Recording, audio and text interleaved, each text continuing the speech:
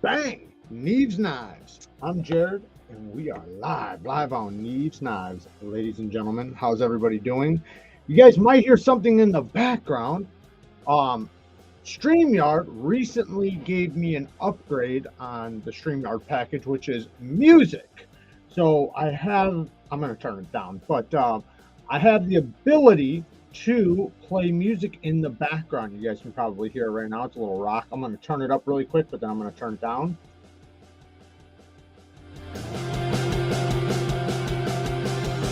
But yes, I have the ability to play, it lightly in the background while we are live. I'm just going to turn it off though. Just wanted to show you guys that. I thought that was pretty cool. Excuse me. Now we got a lot to talk about. So we do have a lot of subjects to get into, but first off, I got to say, holy cow, man. Holy crap. Holy shit. The channel is blowing up like crazy right now. It's insane what's going on right now with this channel. It is blowing up. Last night, well, first it went to 4.4 thousand K a month. Then the next day, in one day, I got like 4,000 subs in 24 hours. 24 hours later, I'm now at 12.4 thousand followers every 28 days right now. The way it's going, by tomorrow, we should be at probably 50K. Maybe the next day, but the way it's looking, it's going to be tomorrow. We're at 45,437 right now, and this is crazy. So, we're going to have a little bit of a celebration, definitely a giveaway. We'll do a live giveaway, but besides that, the patrons already know what's up. They got another giveaway coming up right around the corner. It's going to have to be a good one, because if you guys remember what I said when we hit 30K, I said we're not even going to worry about 40K. We're passing up 40K and we're going right to 50K. You guys remember that? I remember that. So that's what we did, and we are here, ladies and gentlemen. 5K away, but the way it's looking, it's only one day away. So it's mind-blowing to me. Like, I can't. It makes me keep looking, which I shouldn't do that, but it makes me keep looking because I can't wait to hit 50K and pass up Birdshot. I'm just joking. Not really. But I think they're at 50, 51K or something like that. So we're on our way to passing them bastards up. And whatever. I'm not talking shit or anything. At least I'm not trying to.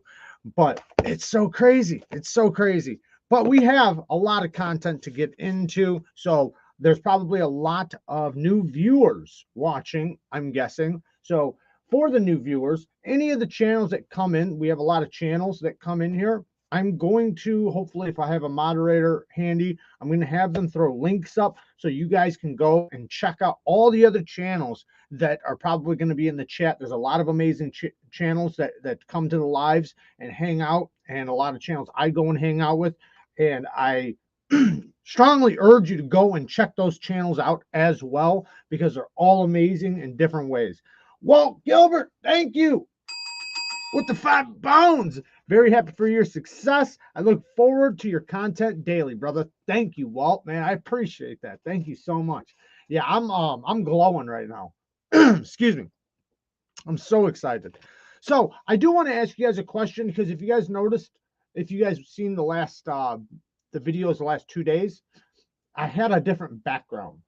I pulled it out of the room, but it's a wooden background. I don't know if it really looks good. Like, when I look at it, sometimes it looks really good, and then sometimes it doesn't. And I don't know if the gray background's better or the wood background's better, but let me know what you guys think. If you guys think I should keep the wood or keep the gray. I'm just kind of up in the skies about it. Sometimes I think the gray just looks a lot more cleaner, but then I know when I do my my clips and I put the clips of the wood grain in the videos, man, it looks so good. But recording on the wood doesn't look as clean as me, because it's recorded in different places. That's why. But John says, when you provide awesome content and not scenes from a park, you get subs. Thank you, John. Thank you, John. I'm guessing they think I buy views. I think that's hilarious, but yeah, I'm guessing that they think I buy views. Richie B and Lindy Lou, shout out to Knife Modders. Definitely 100% go and check their channel out. Lots of great content, and not only great content, but they also do knife mods in the community. So you can get amazing work done on your knives through them. Follow their channel and you can get linked up with them. Awesome couple to follow. You definitely want to stay up to speed with what they're doing. It looks good to me. Your camera is good enough not to create a color cast on the background. All right. I just don't know if the wood looks better than the gray or if the gray looks better than the wood. We can't write in the chat on our knife modders. What? You is being mean. We can't write in the chat on our knife modders. What's the A account? YouTube is being mean. I don't get it. So you're saying you can't write in the chat right now on your knife modders account, so that's why you're on your own personal accounts? I see what you're saying. That's weird. Try logging out of your account and logging back in. Maybe that's why. That's weird. We can't figure out why this keeps happening. You know, it's weird. I saw somebody yesterday on Instagram. Every time I clicked on them to like go to their page, it kept trying to get me to sign into Facebook. And they couldn't figure out why either, but I could not see their page. Then all of a sudden, for like 2 minutes, I could see their page. And then I tried to go back to it and bam, it did the same thing again. It would not let me go to their page. It was literally trying to get me to sign up or trying to like log into Facebook just to see their page. It was crazy. Well, hopefully, maybe, I mean, I'm just talking shit, but maybe if you turn all your devices off, try that. Sometimes shit happens. Just turn your devices off, log out of your account, log back in, try things like that. I know you said you tried everything, but I mean, maybe you didn't try that. You probably did though.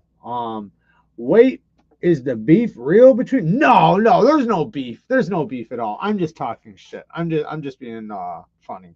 But I don't know. I don't know if to be honest, I don't think they like us. We used to love them. When we started a channel, man, we loved those guys because we were a couple, they were a couple, you know, it was just kind of cool. I don't know if they think like that we were hanging from their coattails or something, which, you know, in a way we kind of were, I guess, because we were another couple coming into the scene. And, you know, I pay homage where it's due. And I 100%, started YouTube, you know, based on the channels I was watching. I was for sure watching them. So they definitely had some inspirations. But you know, like, you know, that was a couple of years ago. Now, you know, I mean, I've left comments, I've done things, and I've just noticed things. I don't think they like me, but it's fine though. They don't have to like me. I like them. Mike Jernak with the 5 phones. Thank you, brother. Loving the sharpening shorts. Very informative. Thank you, man. So to anybody who has a channel, the reason why I started doing the shorts, because before, man, I wasn't, just because I was kind of just doing too much. And it wasn't that I was doing too much. It's that I couldn't figure out how to do shorts. I'm an idiot. But I finally figured it out. So I'm going balls deep on shorts, and I'm trying to get as much information as possible on one little subject in the shorts. So they're going to be pretty informative, and hopefully they entice people to come over to the channel. But any other content creators that are going to be joining us or joining later, YouTube is pushing content from shorts for the next, I think, 4 more months from now. So it was supposed to be between like 5 and 6 months or something like that, or 6 and 8 months, but that was a few months ago. So we have like 4 or 5 more months left that YouTube is going to be pushing content made through shorts. So you have the ability right now to have YouTube kind of help you out, you know, if you create shorts. So just letting you guys know, if you guys want to jump on that bandwagon. A lot of cheaper cameras will give you a bluish tint, trying to compensate for a yellowish background. I think everyone looks better against gray, though. Yeah, I think you might be right, because that's one thing I noticed, like when it's the wood. So if I go into my photo box, it looks so clean. But even with all my lighting and everything on the wood grain, there's like, I don't know, it has like a weird shadowy look. Makes my hands kind of look yellow, things like that. But on the gray, it looks super clean. So I don't know, maybe it is just the lighting and I need to change it, because the camera, like I said, the photo box, the wood that I have inside the photo box, man, it looks so good. All right, so I want to talk, let's check out this. Where the hell is it? Let me grab this knife really quick. I thought it was right here. Yeah, here it is. Let me grab this knife really quick. We're going to check out some of these knives from this company really quick. We're going to talk about them. We got a bunch of stuff to talk about. We got sharpening stuff, knife stuff, button lock stuff, lots of schmitties to get into. So let me share the screen really quick.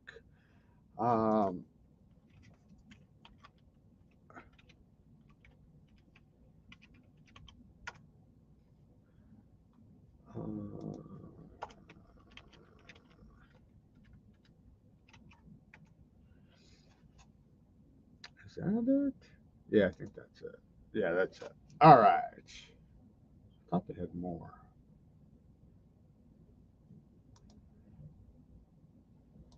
Just give me 1 second, guys. I'm trying to get to the rest of the page. I know they have more. I see the donation coming in. Just give me 1 second. Where the heck is the rest of these? Drive me nuts. Maybe it'll be under equipment. I don't know why I'm not seeing it. I seen it the other day, and now I'm not seeing them. Let me try a different site. Maybe that'll work. Oh, Brandon, we got a new member. Nice. Shout out to the Bang Gang Squad. Thank you, man. Awesome. Hell yeah. We got a new member, guys. That's awesome. So, that's another thing I want to talk about, the schedule with that.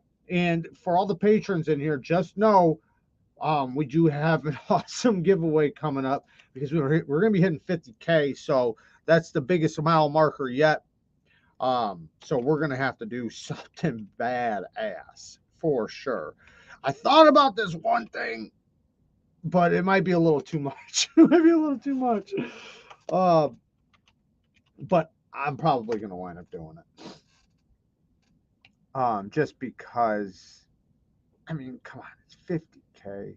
Here we go. This has got to be it. No, it's not. Man, this is going to make me mad. I guess I'm not going to find it. I might have to just give up on this one. Oh, here's oh, you gotta be shitting me. Yeah, I'm gonna get off of this. We'll find something else. I guess I wasn't prepared for this one. I thought I was gonna be able to find the site like I did earlier, but I guess I can't. So just forget about it. Next subject. So I keep getting asked about between the button lock Altus, which is a Civivi, the Civivi Altus, and the Kaiser Original. Which one is better? Which one is better between these two knives? So they are kind of similar because they're the same size basically. The original is a little bit smaller, but not by much. But it is a little bit smaller.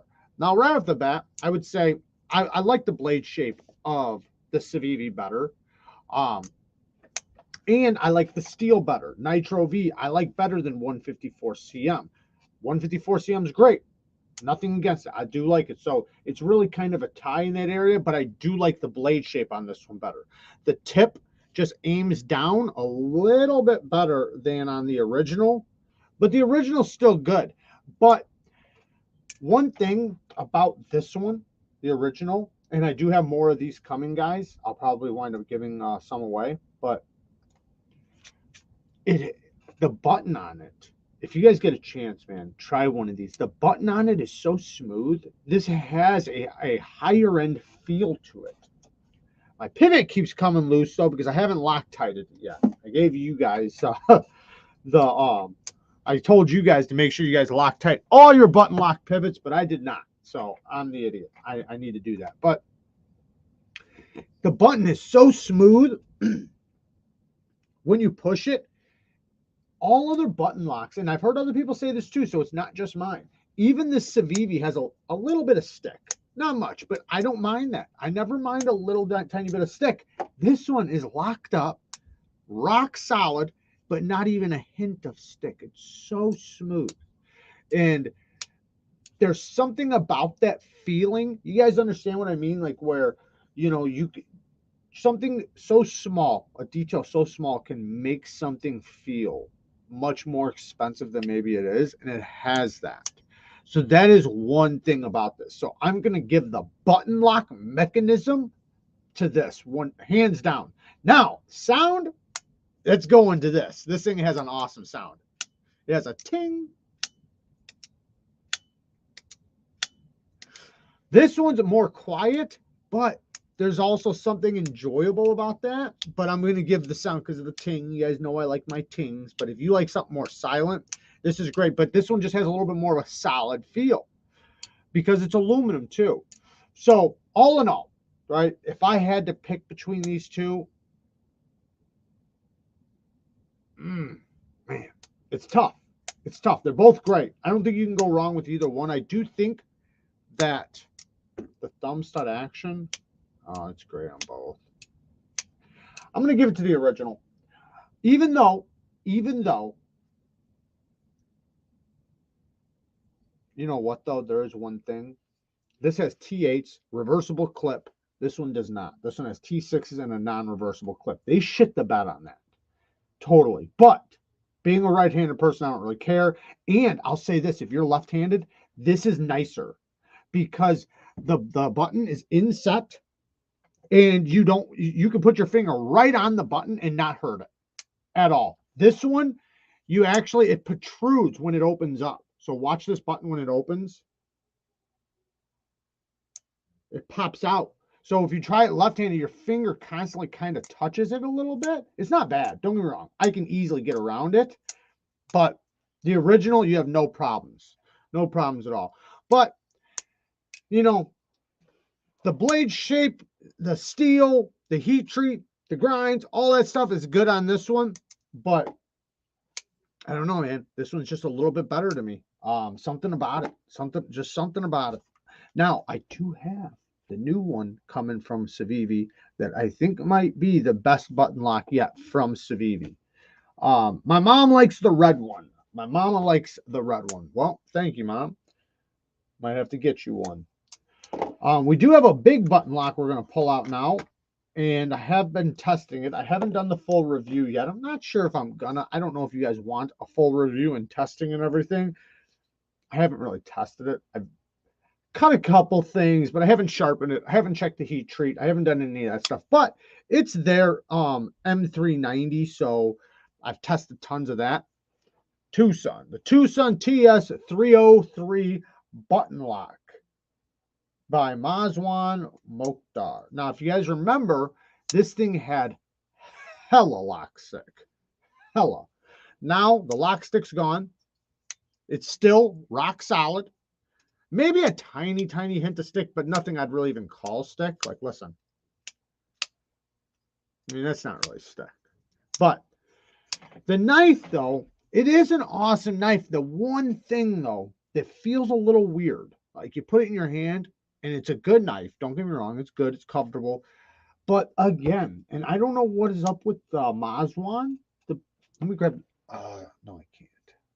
I don't know what's been up with Mazwan lately with these upswept blades. Even if they could be a Warncliffe and it's still upswept. I don't know what's up with them, but this has like the thing where it goes up instead of down. I wish this blade canted down a little bit, and it makes it a little awkward.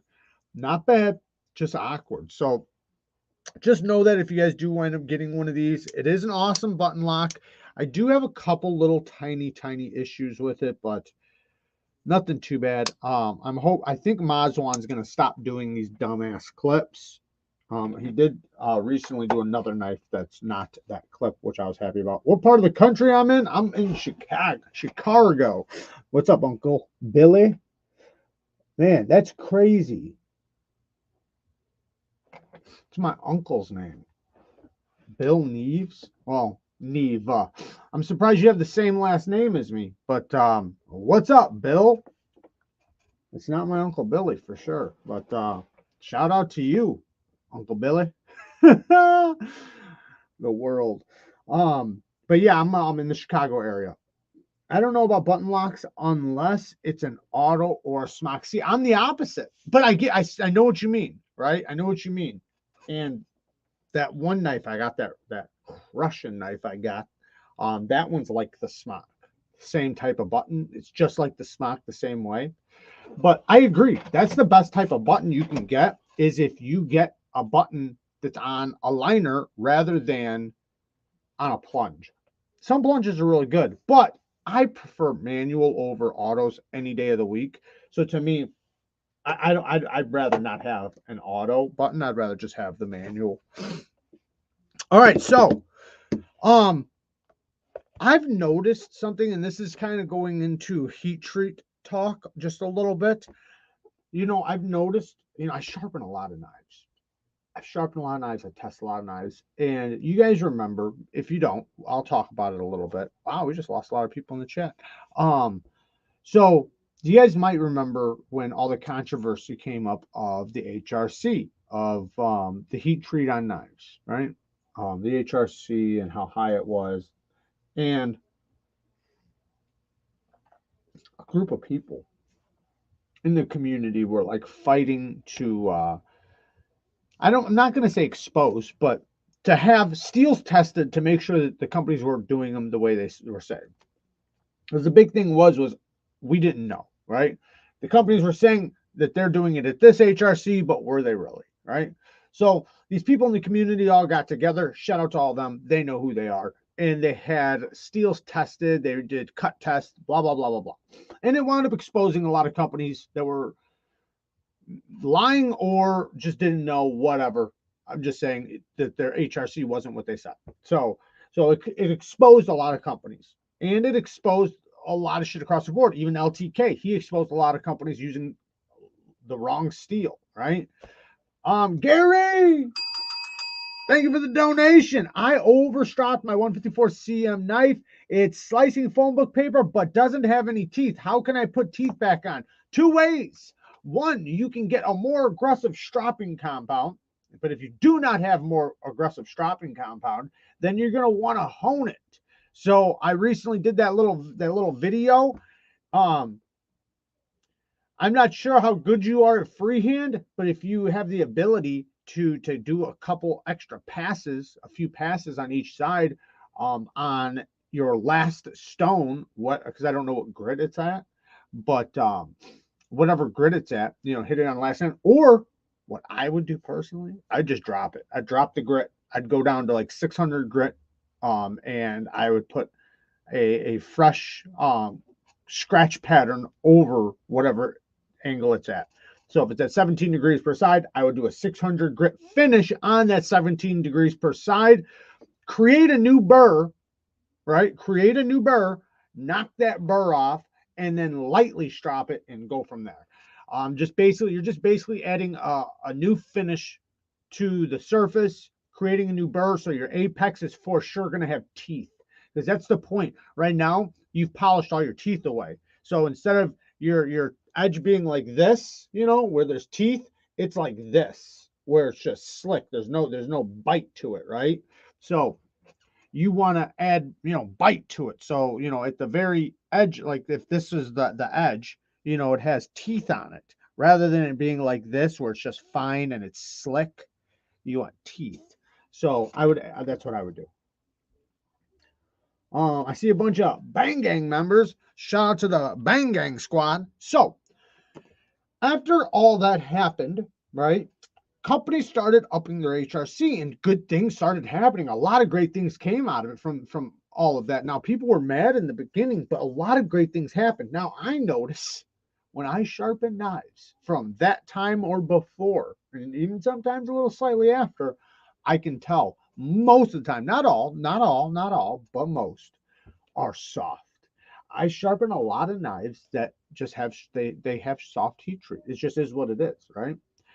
Nothing you can do about it. You just put the best quality edge you can possibly put on it for that HRC, and it just is what it is. But I've noticed a huge jump in a lot of companies where I can tell like their new stuff from their old stuff. 100% you could tell. Huge difference. And a lot of it does feel a lot better. So I do think that you could call it the HRC police. I think they did us a great service during all that. The Knife Nerd, shout out to the Knife Nerd. What's up, bud? What is cracking, Jared? Good evening, my bladed heathen brethren. Hope you and everyone is having a great night. Thanks for the follow, Jared. Oh man, thank you for the 5 bones. Definitely go and check his channel out. Ladies and gents, go give him a follow and check out his channel. I recently subscribed to it. There was another person I recently subscribed to. She's really new. She only has like 3 videos. It was a lady, fairly attractive lady. I can't remember her channel though. James Brand won't be getting any of my cash anytime soon. Yeah, I've never personally gave them any cash. Not that I wouldn't, but I've never have. But I know what you mean. I know what you mean. What grid does 3V like? So 3V, to be honest, 3V likes just about everything. It's going to be more so about your angle, more so with 3V, and the geometry of the blade. So if you have a 3V blade and it's, I'm not going to say ultra thick, but if it's, it's a little thicker behind the edge, the edge is a little thicker, like say 25, 30 thousandths and up, and you put a high angle on it, it's going to be slick. But if you have a good angle on it, it's going to have some bite on it regardless what angle you put on it. Now, if you notice you're not getting it, either one, it could be possibly ran a little softer, or 2, which is the most likely thing, is that you need to lower your angle a little bit. Personally, I would sharpen most things, a universal angle that's really good on most things, not everything, but most things is 17 degrees. 17 degrees, you don't lose a lot of toughness, but you lose a little bit of toughness, don't get me wrong, but you gain edge retention. So you're going to get a little bit better edge retention than if you had 25, 30 degree edge angle on there, right? Your edge bevel is going to be a little bit bigger, but it's not going to be obnoxious usually, unless if it's really, really thick. If it's really thick, then yeah, you might have a pretty big edge bevel, but it just depends. But yeah, 3V likes just about any finish. It does pretty good across the board. If you do notice that it's feeling a little slick, just lower it a little bit. But for the most part, I personally haven't really ever seen any issues with 3V, unless if it was like really soft. That's the only time. Chuck it with the donation, with the 20 bones. Thank you, brother. Has anyone really been far? Wait, has anyone really been far even as decided to use even go want to? What the fuck are you saying to me? You're messing with me. You're messing with me. I know you are. Thanks for the donation. Check it. You fuck. Oh man. I miss Maurice. Check it says. It shows. Thank you, man. Has anyone tried the Viper True? No, but Viper is an Italian company. Viper companies can be hit or miss, but personally, from my experience, Viper's usually has been pretty good. I know with a lot of the Italian companies, and even them too, possibly. I know sometimes maybe their detents are strong, maybe they're weak, and they'll send out 10 models and they'll all have a little bit different detents. I don't like that, but some of the Viper knives I've tried were really good. Any tips on sharpening S30v? Yes. Actually, that's a subject coming up. We have a S35 versus S30v coming up here in just a minute. Don't hate me, but last week I ordered the TSPROF KO3. I don't hate you. I just hope you use my fucking link. Now, anyone tested Protex MagnaCut? Not yet, but I'll be on it. I'll be on it for sure. I never heard of Viper being hit or miss. Well, no, it's not. So it's their like say if you have their detents, right? Like if there's 10 different knives, you know, one might have a little bit stronger detent, one might be a little bit lighter, and that you know, so like stuff like that. They do great work, and that's what I'm trying to say. I like their work, but with Italian companies, you got, you know, a lot of them can be across the board with their variations and with the same model. Viper, I've always had good experiences, but I've watched other people with the same knives, like say the exact opposite of my perspective. Like I had one with like a super strong detent, and they're like, "Oh man, this detent is way too weak," and you could tell it was. So like things like that. But I would still, I still would recommend them. They're a good company. And you can always return things. So, Mike, I actually meant 10V. I'm a tart. Were you the one that said the S30v? Yes. Okay. Yeah. Yeah. No. We can talk about 10V. So 10V, 10V. It's very similar to K390. It's a great steel. I personally love it. It actually technically is supposed to have a little bit better edge retention than K390. Technically, it takes a really good edge, regardless of the edge you want to put on it. At least from my experience. I now listen. I don't have a ton of experience with 10V, but the little experience I do have, I liked it a lot. I thought it was really good. I thought it held a really good edge, a really good fine edge. And that's one thing I do appreciate about some of those super steels is whether or not they can hold a fine edge or not. The ones that seem like they take a really fine edge, but then lose the fine edge and go like Maximet, right? Maximet, for an example. Maximet, man, it'll take a ridiculous sharp edge. But fuck, man, as soon as you start using it, it goes down to a working edge. Now, that working edge will last forever. So that's why with the cut tests, they'll do great. They'll do great because their working edge will last forever. It'll cleanly cut through paper for a long time while you're using it. But it just doesn't hold that level of bite that you originally had. It goes down to like a working edge, which, you know, a working edge is the most important. But so to most people, that's amazing. But to me, I really like that stupid sharpness that's so ridiculous that nobody should even care about but me, right? So, but 10V does really good with that. Seems like it holds a pretty good fine edge, and it takes a really good fine edge, mirror edge or toothy edge. It's a good steel, great steel. Now, you know, everything is going to boil down to the heat treat and who's doing it. So, it does depend on that, but I personally like it. But I love K390 though. So if you want to if you want to kind of experience 10V, you know, you can, K390 is very similar. Gary with the fun bones. I ordered the LANSKY yellow and blue hones like you have, but I'm unsure how to use the blue one. Can you explain? Yeah. So that's the sapphire.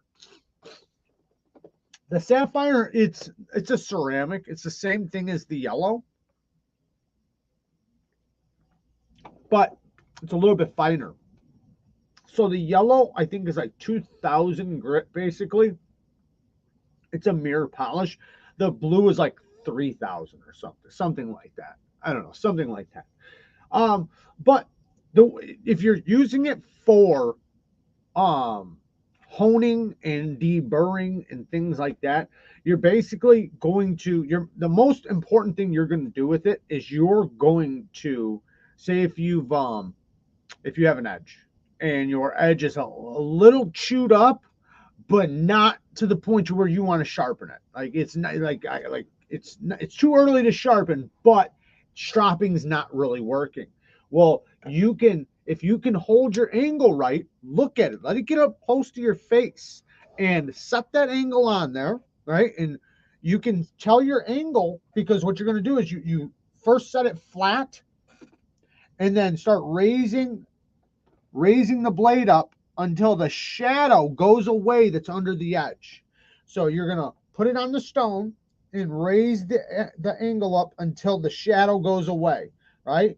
And, you know, lift it up a little bit higher too to make sure, because you'll really see that edge angle gleaming at you when you have the angle pretty good. Get that angle good, very lightly. You're not putting any pressure. You're doing this very lightly. Give it a pass and watch it. Watch it nice and slowly. You know, all you're trying to do. The stone is so hard. It's way harder than the steel. So the stone is so hard that as long as that edge touches it, it's going to do work.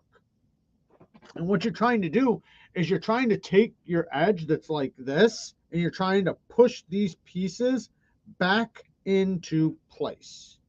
So like say if you have a piece of your edge that's like this, right? You're going to push it back to form. And the way you're going to do that is you're going to hold that angle of your edge bevel when you slide it over the stone. You're going to do both sides. Do like 2 to 3 passes per side and then strop. You shouldn't need that much because it's so hard. And remember, you're not trying to sharpen. You're not trying to do anything. You're honing. All you're trying to do is realign up your edge bevel and fix it, basically. Now, the more you do that, you're going to probably have to sharpen pretty soon, but you can keep an edge going for a long time that way. Now, another way you can do it is you can create a micro bevel, but that's a little different, you know. Have you ever worked? Kayla Young, thank you for the donation for the 10 pounds. Thank you. Have you ever worked on a Becker VK7?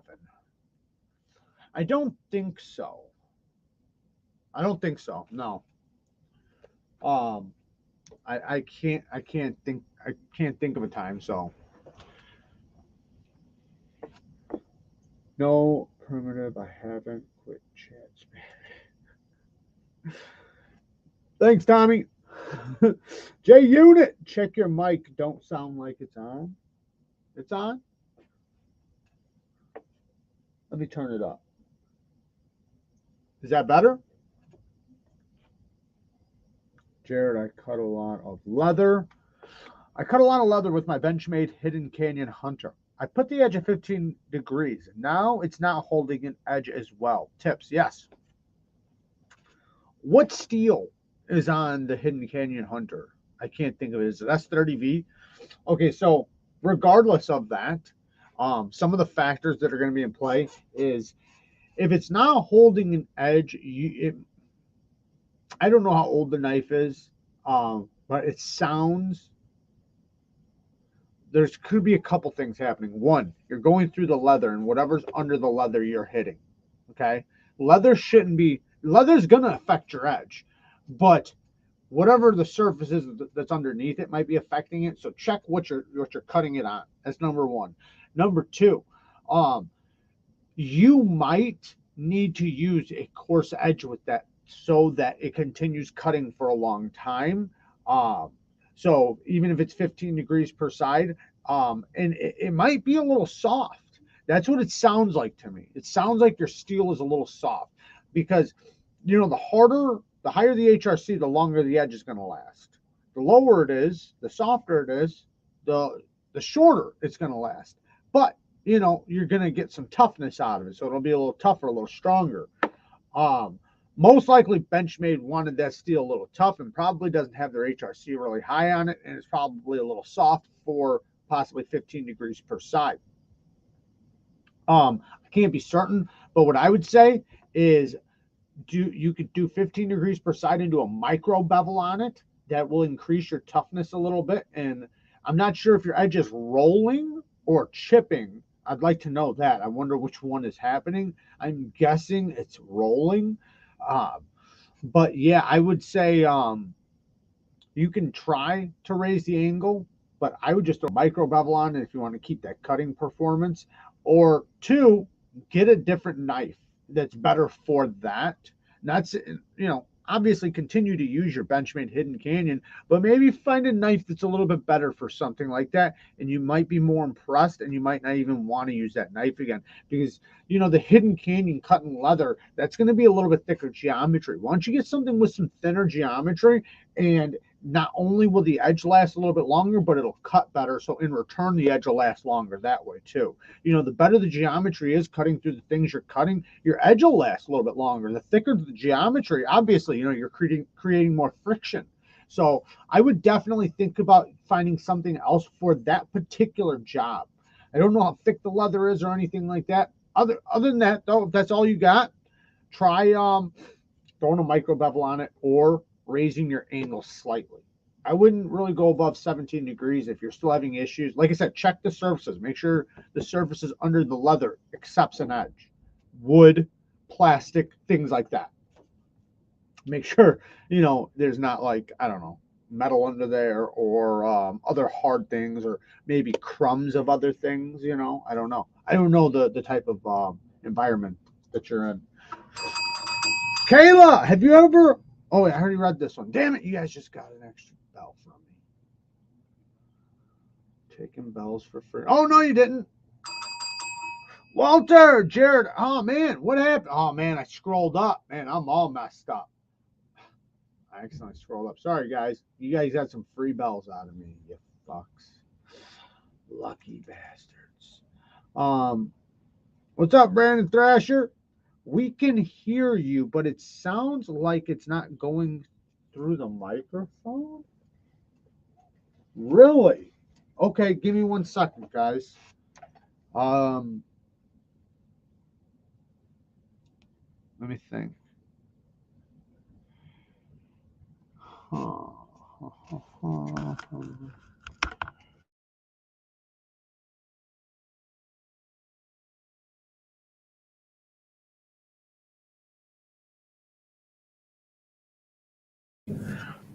How's that?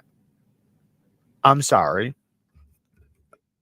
Can you guys hear me? I bet you guys can hear me really good now. I'm sorry. Turn down your volume because now you guys can hear me. One of my things was muted. Sorry. I'm all over the place. See, hitting 50K just gets me so excited. I fuck up everything. Boomer mode. Yeah, it's exactly what that was. A fucking boomer moment. Way better. Thank you guys. Thank you guys for letting me know. I appreciate it. You guys should have called me out a long time. I'm a little disappointed in you guys for not calling me out a long time ago. I seen one of you guys called me out, so shout out to that guy for holding me accountable. But the rest of you guys let me go for a long time there. All right. Oh, so when I was talking about the heat treating the HRC, I want to say this really quick, and this is just going to be really quick. I know when you get a knife, especially when you can compare it versus everything else, you know, all your whole other collection or any knife you've experienced before, when you get a knife with a good quality heat treat, and I mean, like, you know it, like, you can just tell, like, this thing not only takes an insanely sharp edge, but it holds it for so long. I can't believe how easy, you know, it strops back. This thing cuts forever. It's like I sharpened it 2 weeks ago and I've been using it and it's still super sharp. Yeah, it's like, yeah, I strop it, but damn it, man, this thing is just keeping such a good edge. And you know, like, you can just tell, damn it, does it make you appreciate? Yeah, it actually makes you love that knife that much more. And like, it makes you like not even want to get rid of, like, you might be offered money, like extra money, and you're like, no, I'm not selling that one. Because even if I could go rebuy it, I don't want to sell it. Because what if I get one with the, you know, that's not as good as this one? It really gives you appreciation not only for that knife, but for good heat treat. I can't tell you how many times, like, say 20 CV, right? 20 CV. I've had tons of 20 CV, but when I get some 20 CV that's like, it just seems like not only the HRC is probably good, but I just mean the heat treat seems like everything just went right. Right. It's kind of like the CTS XHP I talk about on my, my Slish buoy. You know, the world's just, everything worked out with that one. When you get that on whatever steel, doesn't matter what steel it is, but damn it, does it make you just appreciate that knife. And I've noticed that some of the knives that I love the most, because I start thinking about like, why, what is it about these knives? And because like some of the features they have on it, it's like this is stuff I don't even really like, but because of the fucking heat treat, that's why. It's like because of how ridiculously sharp it gets and how well it holds an edge and how like I'll cut with it and use it, and I can easily bring that fine edge back with a little touch up of the strop. Like, damn it, this one, man, the one I got in my hand right now, and the Wii Subjugator, they did this one right. They did this one solid. I got the Wii Beacon also in 20 CV around the exact same time, and it's still really good. Don't get me wrong, it's really good. I'm not saying there's anything wrong with it, but damn it, this one, man, this one just for some reason, man, oh man, is it done good. I'm really happy with that one. Why don't companies use blue steel #1 or #2 or white steel or even silver steel #3? Fuck if I know. Why don't they use gold steel? I agree. I have the leak that holds an edge for so long with just dropping that. I love that knife. Dude, I had a leak that kind of got me into the community because I was doing construction with it, and I've told this story a bunch of times. I was cutting drywall, like all kinds of stuff. And that knife just kept kicking and kicking and kicking, and I couldn't believe it. And it just made me, I was like, man, if I can get this for this much money, what could I get if I spend a little bit more? But yeah, the Kershaw leak's an amazing knife. Did the Subjugator get as smooth as the Beacon? No, I don't think it ever will be. I'm still going to do a versus video, guys. I promise I'm going to do a versus video. It's really good. And I can always let me back this up. I can always put some Gillians in it, but I don't think it'll really help that much. But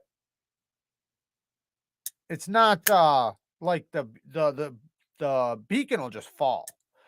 But it's still very smooth, and if I influence it, it'll just fall. But I have to give it the smack, right? But it's still very smooth. I might need to clean it because I have been using it quite a bit. So no, it's not as smooth as the Beacon, but it has little details that I like a little bit more than the Beacon. Like it has a better sound. Listen to this. This thing, like, it pulls itself in. The Beacon doesn't do that. I can slowly lock this up, and as soon as it gets to right there, it just pulls itself in. There's something about that that's satisfying when like, it doesn't matter how slow I slow roll it. That baby is gonna suck itself on, the lock bar is just gonna lock it up, and it's solid. It has a way more of a solid feel, way tougher of a feel, and there's a few things I just appreciate about it that the Beacon doesn't have. And then there's things about the Beacon that I appreciate that this doesn't have. And that's why it's such a close comparison. So it's going to be a bloody match. I'll say that. It's going to be a tough fight.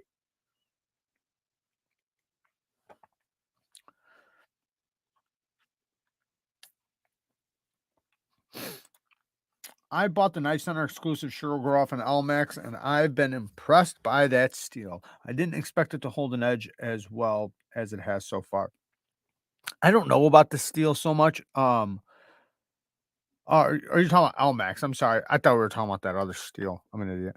Elmax is amazing. I love Elmax. Elmax is such a good steel. Yeah, I 100% agree. Elmax is amazing. How the fuck are you? Hey, man. I'm about to hit 55K, man. Yeah, I know. I know. A lot of you guys been sticking with me since 10K. And yes, it is crazy. I don't know if it's gonna go up again, but we are at 12.4 thousand subscribers every 28 days. That's what we're gaining right now. I'm not bragging at all. I'm just saying facts. Last night we were at 9.4. The day before that, we were at 4.9.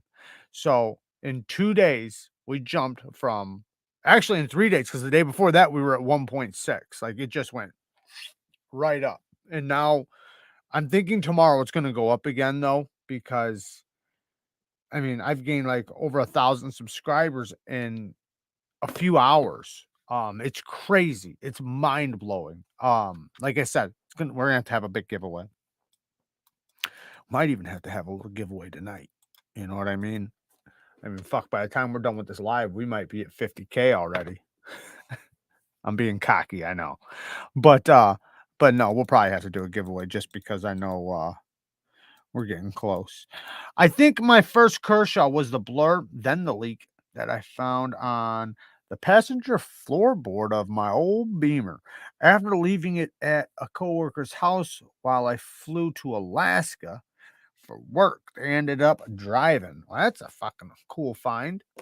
I found a couple cool knives. I remember back in the day, I found a really, I wish I would have kept it, but I found a really cool ballast song. I kept it at the time, but you know, I don't know today if it would have been a good like brand or anything like that. But from what I know now, looking back to then, it seems like it was. So it might have been. I bet it was, because I had another ballast song that was decent. But it wasn't. I don't know though, man, because it was a little bit more of an old school one. But it didn't seem as good a quality as that one. Andrew's in the house. What's up, Andrew? Shout out to Andrew Tool. 1911 says, Jared, when do you get Lefty's new prototype? Soon. I'm excited about it. Shout out to Lefty, and his knife company and new knife design. I hope the best for him. I can't wait to see to get it in hand. But yeah, I think it's awesome that Lefty's trying to start a knife company. I think that's amazing. And I advocate for you guys to go and follow his channel, Lefty EDC. I know he's not in here for me to rave about him. I wish he was. Would you rather have a knife? Wait, Gary with the 5 bones. Thank you, man. Gary's dropping them bones tonight, man. Thank you. Would you rather have a knife with a real moon rock? The fuck are you talking about? Would you rather have a knife with a real moon rock hand or a T-Rex bone? I'll go T-Rex for sure. T-Rex. That's a tough one. It is. I'm gonna go T-Rex though. If I knew for sure it was an actual T-Rex, I mean, yeah, I'm going T-Rex for sure. Yeah. I wonder which one's more expensive, because when they sell moon dust, I bet you it's not even real. But when they sell moon dust, they sell such a tiny, tiny bit of it. You can buy moon dust right now, but it's like a little bit is a lot of money. But I wonder how much it is compared to, I bet you a T-Rex bone or T-Rex is probably way more money, because I don't even think they actually have. I think they only have one like full T-Rex, and it's not even 100% full. It's like 80%. So I'm not positive about that. I could be lying, by the way. Look that shit up. Fact check me. Oh, Knives Fest about to hit 3K. Nice. No, dude, that's awesome, man. What are you talking? Dude, I remember when I hit 3K, and like, that shit's so exciting. Like right now, I'll tell you what, I'm just as excited hitting 50K as when I hit 3K, because your perception's the same. I mean, you're excited to be hitting these goals. So no, man, don't look bad about that at all, man. That's amazing. Good for you. And shout out to Knives Fest. Go and follow his channel. He's also doing big things over there. Brag. What? I'm trying, man. I'm trying to put that work in. That is important. You definitely got to put that work in. Did you post that OnlyFans video by accident? Well.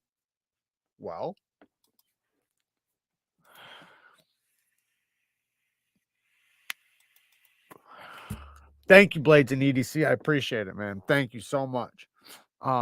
Hate to say it, might be Carol. Maybe. To be honest, what happened? Well, a couple things happened at once. You guys, how many people are in 163? You guys might remember last week, or no, it was 2 weeks ago. I'm sorry. 2 weeks ago, I said, you guys remember? I said, I'm going to do something. And, I'm going to do a few videos in a row and we're going to see if this works. And if it works, we might, because if you guys remember, I was saying it based on because my numbers were really up and then they went, phew. That's how it always goes. They go like this. You just want them to go like this, right? Instead of going like this, you want them to go like this, right? Anyways, point is my numbers were really down. And I was telling you guys that I was going to do these videos and I was going to hopefully that they were going to kick it into action to go up. And it fucking worked. That's all I'm going to say. It worked. Which is awesome, man. Because I do put in a lot of work. So even the stuff that when I do that stuff, I mean, that's all work. It's even extra work. I had to put in more work than I normally do. So, Fugitive Savant Outdoors says, my first knife purchase is the Kershaw Hotwire. I absolutely love that little beast. Still sharp as fuck after 2 years of just the occasional strop. Now I'm hooked on warnies, sheepsfoots, and cleavers, etc. Nice, nice. Yeah, you know what? That was actually one of the topics for tonight. So I'm glad you said that because we're going to talk about. Let me grab this knife really quick. We're going to talk about what is, and this is specifically towards cleavers. We'll pull in a warning too, but cleavers, right? Cleavers, I guess the past, 2 years now? You guys correct me if I'm wrong, but the past 2 years, they've been pretty popular. Why? People look at this blade shape, like when I pull this, like a knife like this out at work, they look at me like, you got a cleaver? Like, they just think, they're like, why? Like, why wouldn't you want a blade shape like this? Right? Get something stab you, right? That's what they think in their head. And they're like, what the hell are you doing with something like this? Why is this popular for EDC? Why did this go so good? Aside from it's different, right? Aside from it's cool, it's different. Well, the benefits of this knife is the tip, and just like when you think of a utility blade, right? It's shaped just like a utility blade. Just like a utility blade, except for it's big. So you have the abilities not only to do these pinch grips, but getting down and doing a utility cut, all the leverage you can put into your knife goes right to the tip.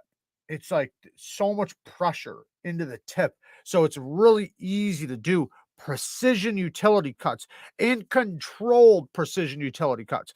Next thing is, because the edge is not like this, right? It's more straight, even though there's a little bit of belly, but it's not dramatic. So when you're cutting, it doesn't slip out as easily as something with a big belly. It stays in a cut a lot, pretty good. Now, the downsides is you can't really stab things, like, of course you can stab down into something, but you're not really stabbing containers and draining them, right? You're not popping air holes in the back of a gas can. You could, but it's not going to do as good as, say, a spear point or something. But majority of people don't do stuff like that. Majority of people do utility cuts and just slicing. And these do exceptional at those two things. And by the way, this is the Sheepdog Non-Flipper titanium and S35vm. They're about right around $200. I do link them in the videos that I show it in. Great knife. I love it. I have multiple different sheepdogs. I even have the 10V one. Shout out to Tom Hosang Outdoors. I sent it over to him. Grind them bones with some moon dust. I seen a company on Instagram the other day, and they make jewelry out of exotic materials, like out of Damascus. What's that one stuff called? It has like copper and like round dots. Sometimes they make handle materials out of it. I can't think of what it's called. Anyways, they have that. They have like zircotai, mochatai, stuff like that. But then they also have silver, gold, obviously. Then they have moon dust. They have rings made from like crushed sapphire or crushed opal, blue opal or some type of opal with moon dust. Crazy shit. It looked really cool. When you look at it, you're like, wow, that looks like something I've never seen before. It looks really cool. Blades and EDC says moon rock 100%. So when I guess like when I'm thinking of a moon rock, I'm not thinking of a big piece of it because I've never seen a big piece of moon rock. It's always been in dust. Like I don't even think we have a piece of moon rock aside from like maybe a meteorite, but that's not moon rock. But we have dust. It's like when they took it supposedly, you know, when they took their moon their moon dust from Arizona. I'm just messing around. When they took it though, they had to scoop and it's just dust. It's not like there's a big old rock they come back with. Maybe they didn't. I just don't know about it because I wasn't there. But a dinosaur bone's an actual bone. Thank you, Forrest Robbins, for the 5 bones. Congrats on the growth. You deserve it, man. Thank you so much. I do appreciate that. I'll say this, man. These couple videos, I got this video I posted 4 days ago. 4 days ago, it has almost 1 million views. That's fucking crazy. I got some of the most craziest comments. I don't think I've read so many comments in 2 days. And a lot of them were not very nice. So, it feels good to hear something nice. Thank you. Thank you, man. I do appreciate it, man. Thank you so much. I know Kung Fu, Wing Chun. Holy crap, did that gravity knife it's almost there. It's almost there. Yeah, that video is done very well in the past 4 days. Almost 1 million views. Stop by the live when you're done. All right, brother. What happened? Happy people. What's happening? Happy people. Yeah, check out the Hive over at Bees Blades. Definitely go and check his channel out. There's a link. Fiend's in the house now, so we got some links. Thank you, Fiend. I appreciate it, man. Because that blade does everything else better. Thank you, man. Thank you. By the time you're done with that sentence, we'll be at 50K. Okay, so I did want to still talk about S30v versus S35. We'll get into that here in a minute. Replacement aside, which would you prefer, Ontario or SE? I would say SE. I like SE. SE does a good job. They have the best warranty in the business. Oh, what's their Instagram? Fuck, man, I don't even know. It was, it was one of those ads. It wasn't an actual. They had an Instagram, but that's where I saw it. It was one of those ads, and I can't remember the name of it. You might be able to just find it if you Google like moon dust ring or something, maybe, or moon dust with opal or something, because they had crushed opal mixed with moon dust like around the edge of a ring. They had all kinds of. They literally had a meteorite ring, and you could tell it was meteorite by looking at it, like the way the cuts are and stuff. They had amazing shit, like stuff I'd never seen jewelry made out of some of the stuff they had. If I find it later, I'll send you a link. Yep, I had a pad meteorite and gold band. Nice. Hell yeah. That's sweet. Yeah, I think I've seen some before, maybe some of those gold rings with a little bit of meteorite around the edge. Ordering the Spyderco Indela and 20 CV from DLT for $108. 20 CV is very stainless, but it's spotted on my Malibu. I think it was the finish. Have you found satin finishes to be more stain resistant? No, actually, I find satin finishes to usually be a little bit more better with corrosion. Bead blasting is going to be the worst. Bead blasting is the most porous, so it seems to hold moisture worse than other finishes. If you had 20 CV start spotting on you, you need to make sure you oil your knives like every couple months. So what I would recommend is just take your knives, whatever knives you have, and just get a little coat of oil and rub it on the blade. Let it sit for 5 minutes and dry it off. Do that like once every 3 months. If you're in a really corrosion place, like near salt water or something, then do it every month. But if you do that every month to every 3 months, depending on the place you're at, your knives will not rust. You just have to keep the surface oiled. The oil will create protection on the metal, and it'll stop the moisture from being able to stay on the surface and then dry off on the surface where it creates rust and shit. Oxygen wire. There he is.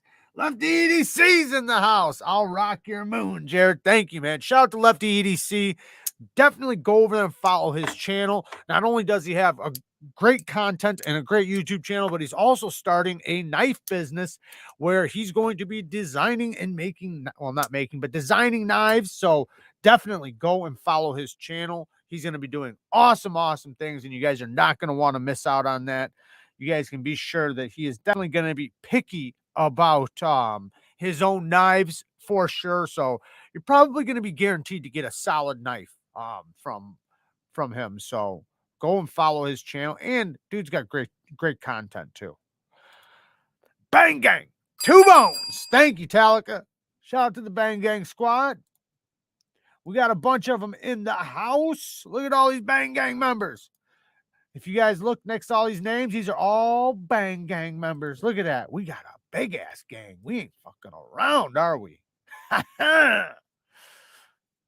Oh, Mike Emler's in the house. Gotta go. Still editing. All right, brother. Thanks for the 2 bones. All right. I'm gonna catch up to the because I'm way behind. So I'm zooming down, guys. I'm zooming down. I gotta catch up. All right, I'm at the beginning. So if you guys said something, you guys want me to see it, make sure you say it again, because I passed all the comments and caught up to the chat. Bang gang, bang gang, bang gang. WD-40, WD-40. Yeah, that's more of a like, what is it, like a penetrating lube? I mean, it'll still work, but I recommend just using oil though, like actual oil. Like 3-in-1. That's what I like to use. I use 3-in-1. You can use EDCI. WD-40 will work too.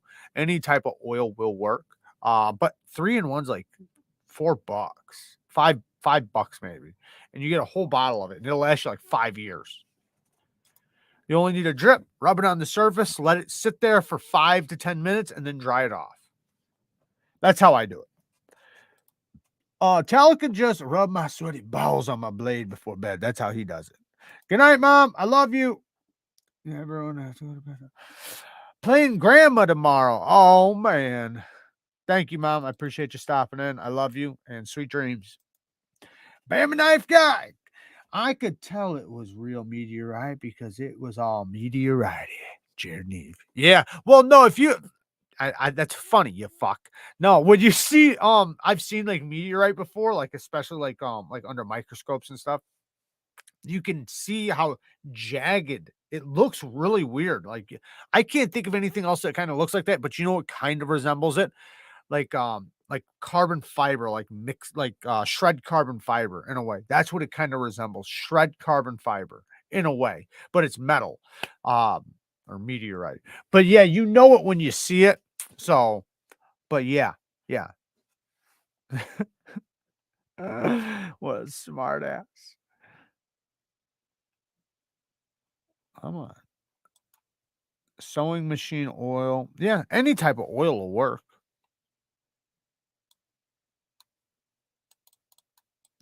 I use Remington oil. Yeah, Remington oil. That'll work good. Yeah, that's what I think with WD-40. It can gum up a little bit. I mean, you're gonna dry it off anyways, but that's more like a penetrating oil, so it's a little different.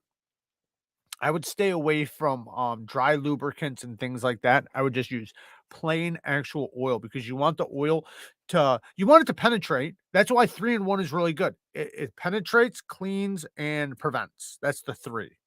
So since it kind of penetrates the pores of the surface and you dry it off, and it works really good. I've always been successful with it. But there is EDCI, but now you're spending a little bit more money because that's a spray and it's specifically for knives and stuff. So of course, get that if you can get it. But if you only got a few bones to spend, get the 3-in-1. I'm sharpening my Demco 80-20.5, and boy, is the factory edge all wavy and inconsistent. I know what you mean. This one is going to take a while to fix. I'm glad I have this live to keep me from going crazy. That's awesome. Shout out to anything knife related.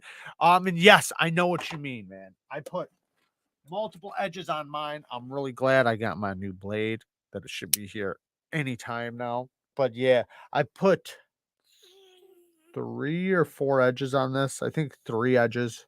No, maybe it's been 4 edges. Anyways, it actually finally took a good edge after 4 edges. So I guess I got rid of all the burnt steel. I don't know how good it'll last. I haven't really tested it too much because I'm about to just do a blade swap. But yeah, man, same here, man. The bevels were really wonky. It's yeah, it is what it is. I don't know if you're talking about the D2 version or not, but yeah, they are a little wonky. And they're thick too. So any type of inconsistency in a grind that's thick really shows, no matter what. Because you're not gonna want to put a 30-degree edge bevel on it, right? You're gonna want like a 17-degree edge bevel. And when you do that, now the bevel's nice and big, and now you really see everything. Pharmaceutical grade mineral oil. There you go. For the win. For the win. I lived in South Florida for 20 years, never had any rust or corrosion issues. There you go. You probably knew how to take care of your shit. If you take care of your stuff, man, you're not going to have an issue. I'm sure, don't get me wrong, I'm sure there are some areas, places, people, or whatever that just have issues. But in many cases, man, you can keep up with it if you do it right. But I know like Lefty, man, he's got a big issue with it. And I know I'm sure he takes care of it. And for some reason, man, it comes for him. Mike Emler's the same way. Everything rusts in Florida. But so far, after 4 months, satin MagnaCut doesn't have a spot. MagnaCut is like mega stainless, though. I personally don't think anybody's going to experience really rust with MagnaCut without trying to rust it. What'd they say? It's as stainless as LC200N, ain't it? I think that's what it is. Am I correct on that? I think I'm correct. We'll just say I am.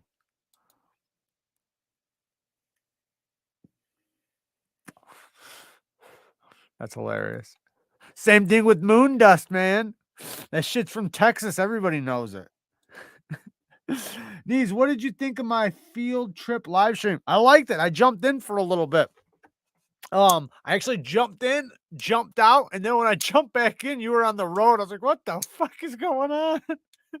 What, do you take the camera with them? No, that's awesome though. I didn't finish it, but I do need to finish it because I jumped in for a little bit while you were in the car driving, and I rode with you for a little while, but I was in the middle of like doing like 100 things. So while I had a break, I was riding with you in the car, and then I had to cash out because I had to go do some shit. But yeah, no, I think that's awesome. Actually, there's something I'm gonna do that I got from Lefty EDC. He gave me a good idea. Not sure if you have heard, Jared, we have a production knife on the way as well. No, I did not, but I seen the title of your video. I just couldn't watch it. Dude, I was backed up on shit and I'm finally caught up. I actually just made a huge move because of it. I'm not going to talk about it right now, but yeah, no, that's awesome, man. Good for you guys. Shout out to you guys, man. That's amazing. That's fucking amazing. I'm hoping one of these days, I'm gonna have a design here soon. I need to talk to the dude that was making my my 3D printed one. I don't know what happened with that. I haven't talked to him in a little while, but I need to contact him and see if he ever finished that because I do want to get a knife design out there too. But I think that's awesome, man. What's up, everybody in the chat? Just don't use organic oils, vegetable oil, because it can go rancid. Okay, so since Lefty EDC's in here, EDCI blows, in my opinion. I've had knives rust faster after playing it. And I didn't want to take the words out of your, I was going to say that just a minute ago, like that I'm not even sure about. I've never used it, but I've seen you use it. and I've heard you have problems with it. And I was going to say just a second ago, like, I don't even know how good EDCI works because, you know, but I didn't want to, you know, say something that wasn't true. So it came from your mouth, not mine. I haven't used it, but I just have a sneaky suspicion that it's probably not as good as just some 3-in-1. 3-in-1 is specifically for that shit. And I don't know about EDC. I mean, I've seen everybody else use it. I've seen people brag about it and talk about it, but I don't know how much those people rust their knives or how good their opinion is on it. I would want to take my opinion from somebody like you who has problems with rust. Like, I wouldn't even want to take my opinion, to be honest, because I don't have rust issues. I really don't. So I use the 3-in-1. I've never had an issue, but I also don't have issues with rust. I'm in Illinois, so our cars have rust. That's for damn sure, but that's because of the salt on the roads. But Lefty EDC recently did a Q&A video where he went through the comments of his video or his channel. Now, I'm not going to do that, but I think I might post a video letting people ask questions where literally, like, I'm not going to answer the questions in the comments. I'm going to actually do a video and answer all the comments. So I'm thinking about doing a video like that, and I got it from Lefty. Great idea. And, you know, after I seen you do that video, I went through some of my comments, and I recently posted that video that's almost to 1 million views in 4 days. And the crazy comments, like, some were like just like being mean. Some people were just talking shit. Some people this, some people, I was like, man, I can't do a video on, you know, and like show these, you know, comments going by. It's like, I'll be talking shit the whole time. It'll make me look like a dickhead. So I'm going to specifically do a video. And if anybody wants to talk shit in there, I'll respond to it live. Not live, but, you know, recorded. But I think I'm going to do that too. That's a good idea. Nothing. Watch some Bama Knife Guy here after the show. What? Oh, yeah. Definitely go watch Bama Knife Guy. I thought you meant he was going to be on after the show. What's up, baby? You know, I can just go back and listen to what you said, right? What'd I say? I asked what were you talking about? Oh, I was talking about a Q&A. No, I don't think. What? Were you? Yeah. Sounds like you were talking about talking shit. No, I was talking about, I was talking about other people talking shit. And I was talking about doing Who's talking shit to you? People in the chat. Right now? Oh, you're meeting John Evans for lunch tomorrow? That's awesome. Shout out to John. Tell him I said, what's up? Oh, there he is. What's up, John? Bama Lama. Bama Lama. I can prove the earth is flat. That's hilarious. Sorry. Casual Cutter. Thank you for the 5 bones. I tuned in and first thing I heard was penetrate. I'm hooked. Thank you, man. Thank you for the 5 bones. Hell yeah. That's a good place to jump in on, right? And it has deep penetration. Can you tell me how to clean a knife so well that there's no DNA left on it? Yes, rubbing alcohol. Rubbing alcohol, and that's it. Rubbing alcohol and a good wipe. But make sure you don't have hair on the wipe, because if you have hair on the wipe, then you're just going to probably put hair on the knife. So make sure it's a nice clean knife and some rubbing alcohol or ammonia. Ammonia is another good one, especially if you have blood on it. Use ammonia. Because then they can't get actual blood samples from it. Now the shit in my tackle box, that's a different story. That's the box of fuck shit. Thank you, man. I got one of those boxes myself. My 30-year-old Toyota 4x4 is a pristine frame and everything. That's nice. I bought an El Camino back in the day. Not bought, but I got an El Camino back in the day. From Arizona, and that fucker was a good, like, even the bolts on it, you could take the bolts off and they weren't rusted or nothing. And a 69 El Camino here, unless if it was all redone, and this one was all original. No, sorry, it had a new motor, but it was like everything else was original. And yeah, man, it was nice, like really nice. But here, if you got had an original that wasn't garage kept or something, man, that thing's gonna be rusted to the floor. Breeze knows. Hit that like button. Thank you, brother. Yes, definitely hit the like button. It definitely helps. If you do like the content, I do appreciate it if you hit the like button or hit the dislike button. If you don't like the content, if I'm cussing too much for you, give me a dislike. I'd still appreciate it. I sharpened my buddy's clip point in D2, and that was easy to sharpen. The bevels were pretty good. Yeah, mine, I got mine from the first batch, and now, like I said, now it has a great edge. But the first 4 edges I put on it, it just did not want to take a good edge. Like, I could just tell, man, it felt super soft. It just did not want to take an edge. And maybe the steel was just burnt. Either way, it felt horrible. And now, like I said, it's got a good edge. But I haven't tried any of the D2. This is the AUS 10. So, but yeah, I did hear that they did improve the D2. So that's nice to hear. I mean, I'd like to think that they want to improve it if they hear people are having issues. Yeah, close to LC200M, but it's tougher than a 154 or 20 CV and holds a great edge. It's the ultimate steel for me. We'll get all my customs in it if excuse me, in it if it's an option. A little tougher to work with too. Yeah, I've tested a few so far and I'm loving MagnaCut. I had my doubts at first, but now I fucking love it. I think it's an amazing steel. I think it holds an incredible edge. Obviously everything is based around if it's heat treated good and correctly, but I think it has so much potential. That's the blade I have coming for this is in MagnaCut, and it's going to have a custom heat treat. So that thing's going to be insane.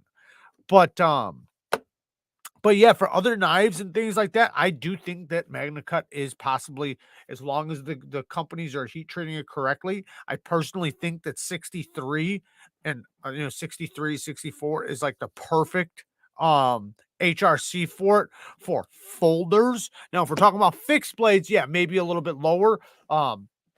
But yeah, I think it has the potential to be such an incredible steel, especially with its high level of toughness and high level of corrosion resistance and high level of edge taking, because damn it, does it take a good edge when it's heat treated right. Like I said, that mule took a ridiculously sharp edge, a really good edge. It held a really good edge. It held a really good fine edge. Everything about it was amazing. Bama! With the 5 bones. You were sad the other day when Shane Gables and I went to lunch. Yes, I was. Get your tear ducts ready because me and John Evans are grubbing out tomorrow. I see how you guys are. So, I wouldn't doubt that that's what you guys do. So, I'm not salty or anything. I'm just saying, a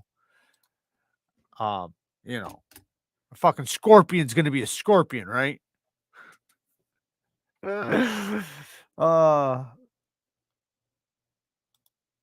No problem. No problems. Halfway there, man. Halfway there. I'll be getting there. I'm going to get there quick. Fugitive Outdoors with the 5 bones. Thank you so much for sharing your expertise and teaching us how to take care of our shit. I'm buying nicer knives now. Nice. Yes, definitely. It's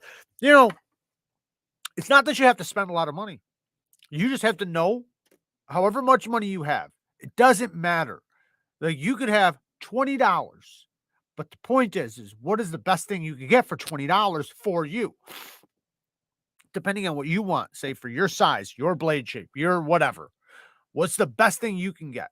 Maybe you only have $40, maybe you have $50, whatever you have to spend, what is the best you can get for that money?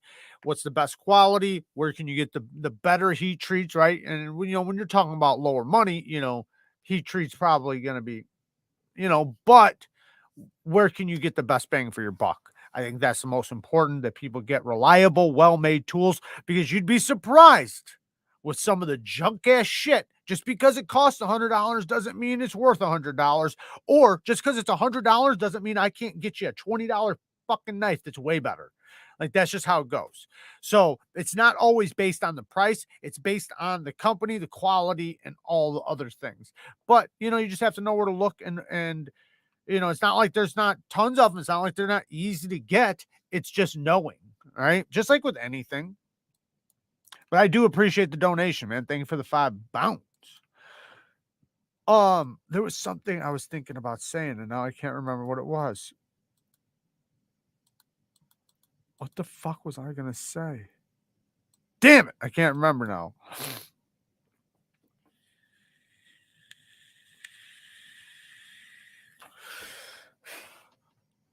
All right, let's see what we got here. Okay, so I'm gonna do a little, not really a rant, but I'm gonna talk a little shit really quick. So get ready. Okay, not too much shit, just a little bit. Strider knives. Let's talk about some Strider knives. All right. I love a Strider's design. I think this is an amazing design knife. I think the design is really, really good. The question is, do they make good knives? Well, I know Steve, Super Steel Steve, you know, he's been ranting about them for a while. And I have to say I agree with most things that he has said about them. It just is what it is. I think that too many people hold these guys on a pedestal that's way higher than they belong. And I think if people didn't spend the money that they spend on these, they would have to improve the quality of their knives. But since nobody's holding them accountable, they're going to continue making what they do. You're probably thinking, well, what the fuck do they do? What's so wrong? Well, this is titanium and G10. Well, I had to send this over to Knife Modders to get the lock bar carbonized so it wouldn't, because it would get stuck. The lock bar would get so stuck, I could barely unlock it. Like I'd have to get another tool to unlock my knife. That's one thing. So I went and got it carbonized. The lock bar's fine now, right? No stick. It's smooth. It's good. But the titanium is soft. I know this titanium is soft. They didn't heat treat the titanium. They did not harden it. Now, okay, whatever. I got it carbonized, even though I shouldn't have to do that, right? I shouldn't have to do that. Maybe I can tighten the pivot down, but there's like the detent is very weak on it. I can reverse flick it, but if I tighten this pivot all the way down, I have a little bit of play, just a little bit, but that's how I got the good action. Now, if I tighten it all the way, you almost have to two-hand it to open it. It's like, this is one of his custom ones too, his M Striders. So it's like, now, don't get me wrong. I have tried some Striders that were amazing. Thing was only one of them was made by him. One was the Groot. You guys remember that video? I did the Groot. The Groot was crazy amazing, but it was like a $2,500 knife. Then there was the Marfione Customs. I tried a couple Marfione Customs. Those are the best. If you get a Marfione Custom Strider, you're good. Those are amazing, but they are built to the highest levels you could imagine. You know, they have all the upgraded parts, you know, steel lock bar inserts, all the blah, blah, blahs. This thing, man, I don't understand it. I don't understand it. Like, this is like I don't know what she paid. She bought it for me and I love it, right? Because my wife got it for me, but she also understands it. You know, I'm still going to be honest about it. Just because my wife got it for me doesn't mean I can't be honest about it. But fuck, man, I can get a $50 knife that's fucking better quality than this. That's crazy. That's crazy. This is like at least a $450 knife, maybe $600. What? What the fuck are we talking about? And, you know, it's still on its factory edge. I can see misground as a motherfucker, and I'm not even mad about that. Whatever. But it just, I understand it's probably a tough knife overall. But in 2020, I know this is a little bit old. This is a few years old. Okay, so I'll go back to the, like, what is this, 2018 or something? 2018, come on. You could do better than this. But maybe they're doing better now, but I doubt it. I think they're still doing the same thing. I need to tighten this damn pivot. Keeps coming loose on me. I need to Loctite it. Oh, speaking of pivots. Sorry, guys. That's my little rant for the day. Oh, yeah. See right there. Look, I tightened it, and now look at it. I have to like put some dick in it to get it to open. Look, it's tight now. Barely any play, right? There's almost no play. That's me trying. Come on. Like, I don't know. Next. I got this from Blade HQ. So if you guys want to get one, if you guys have hinders, they sell these parts. I think it was only like 10, 20 bucks. They have the tools for the hinders. I've used them already. They work pretty good. They fit perfectly. So if you guys have hinder knives, go on Blade HQ. They have the bits.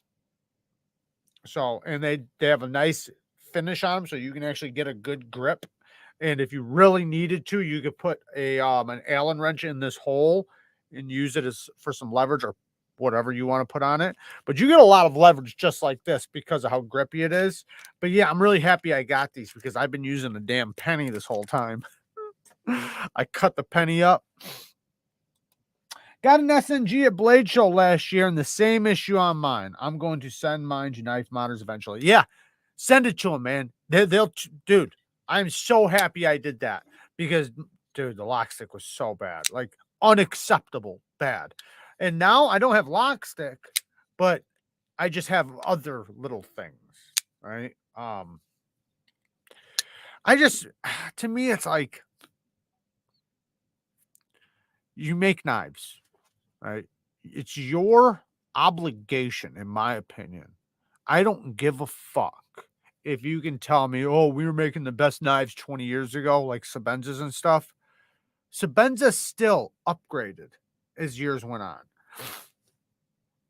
If there's something you're lacking, just because people are willing to buy your knives, to me, I wouldn't want that reputation.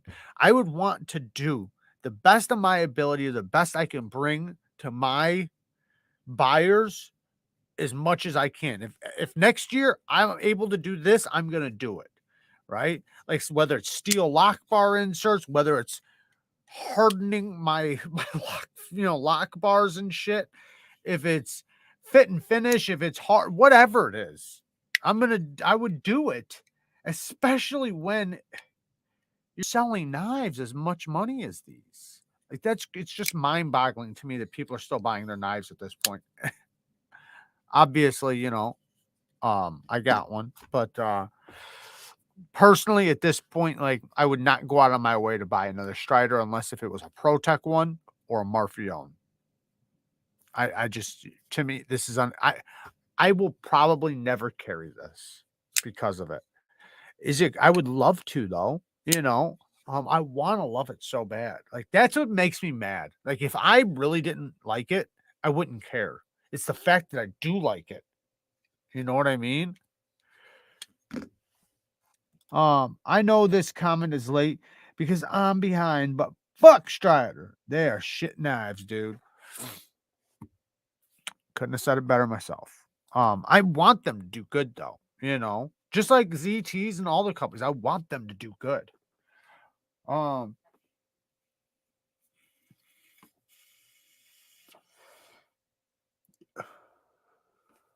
right, so let's talk really quick about S30v and S35vm.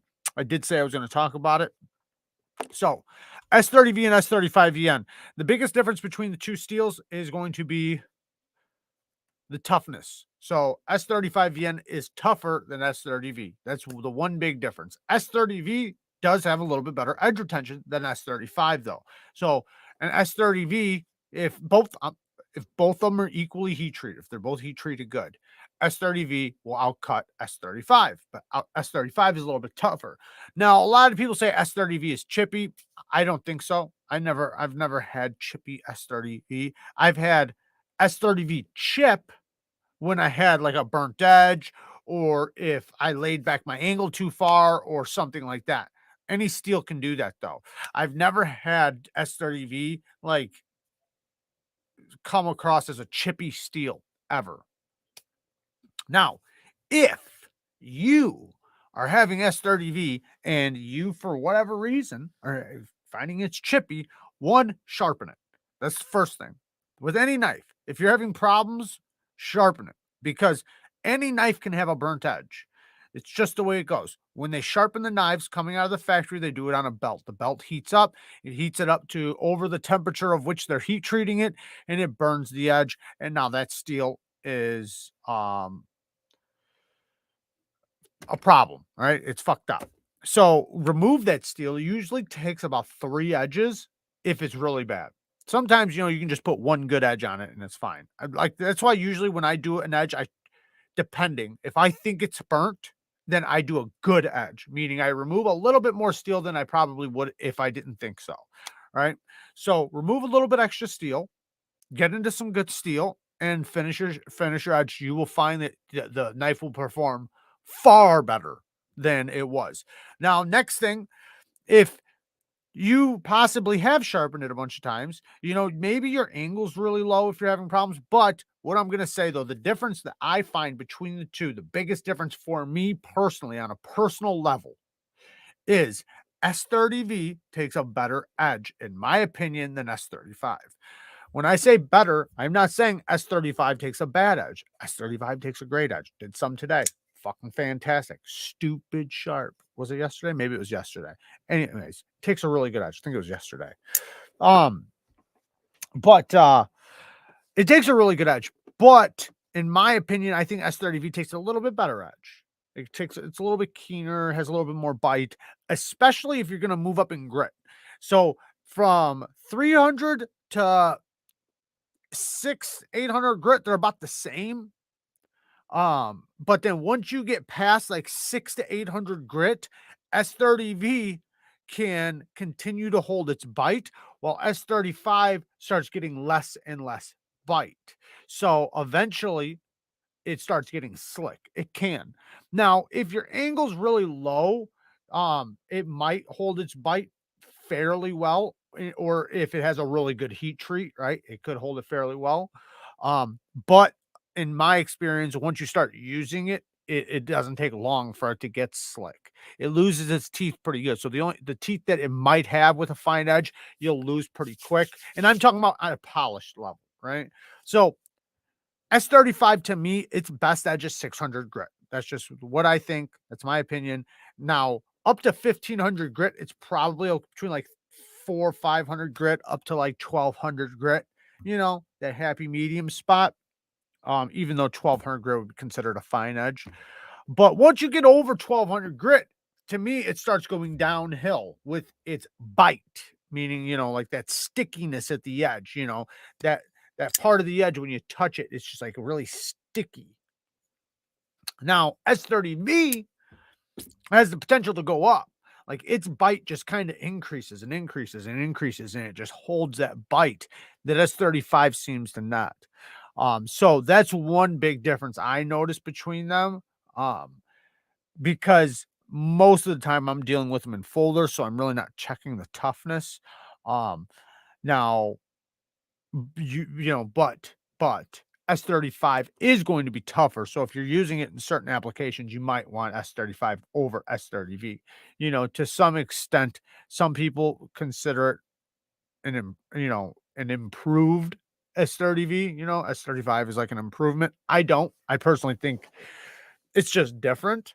But I like S30V a little bit better.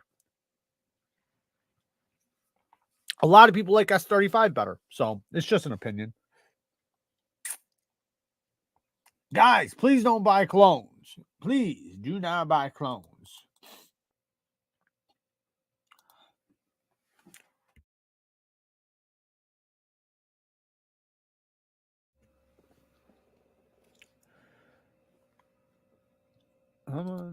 I've been becoming more and more a fan of ProTech. They aren't fancy, but damn, they are good. Yeah, I like ProTech too. The only thing I wish ProTech would thin out their grinds a little bit. America has this thing, not all American companies, but a lot of them have this thing with thick, robust grinds where I don't think we need it.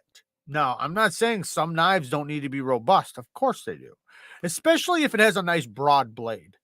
But if we're talking about some thin knife like this, it doesn't need to be 30 thousandths behind the edge and 150 thousandths blade stock. It just doesn't. It doesn't make sense. But USA companies, for some reason, it's like they want them to be pry bars and cutting tools at the same time. I don't get it. It's like, just fucking make it 100 thousandths blade stock thickness at 10 thousandths behind the edge, or at the very least, give me 15 thousandths behind the edge at 120 thousandths blade stock thickness. And if you want it to be robust, give me 130 thousandths behind the edge at 20 thousandths behind 20 thousandths behind the edge, 130 thousandths blade stock. If it's a broad blade. If it's a short blade like this, you got to make it a thinner blade stock. You have to. It's not possible without a hollow. I guess with a hollow you can do it, but it's not possible to give me good geometry if you have 160, 170 thousandths blade stock thickness on a short blade like this. But if you put a deep hollow grind, you can, but it's still going to have to get over that shelf of a spine. So just start with a thin blade stock. That way, I'm guaranteed good geometry. Us Americans need the thick blades to become our next wafers. The Runt 5 is thick, but it just works. Yeah, you know, if you do have a knife that has thicker geometry, you can benefit the cutting performance by lowering the angle of your sharpening bevel. The lower you put the sharpening bevel, the better it will cut. If you have something super thick and you put a 15-degree edge bevel on it, the edge bevel is going to be big, but it's going to cut a lot better than if you had like a 25-degree or 22-degree. 17 degrees, I think, is like the perfect balance, you know, where you don't lose too much toughness and you improve cutting performance and edge retention. Because if it's super thick behind the edge and you have a high angle, it's not even going to be sharp. Like, it won't be. A lot of times when you get some of these factory edges and it just doesn't feel that sharp, it's because they have such a high angle. They need to lower their angles at their factory. That's Spyderco. That's one thing Spyderco does very well. Spyderco does good angles on their edges. Oh, Jay, you sold your XM18? Damn, man. Was it the 3.5? Are you going to Blade Show? Yes, I am, Nico. Yes, I am. I already got my plane tickets and my room and board. I'm ready to go. You never handled a Hinder? They're solid. They're tough knives. They're definitely robust. They're definitely a little bit thicker, more beefier, but they work good. If you do put a good edge angle on there, they cut pretty good, but they are more of a robust, tough knife.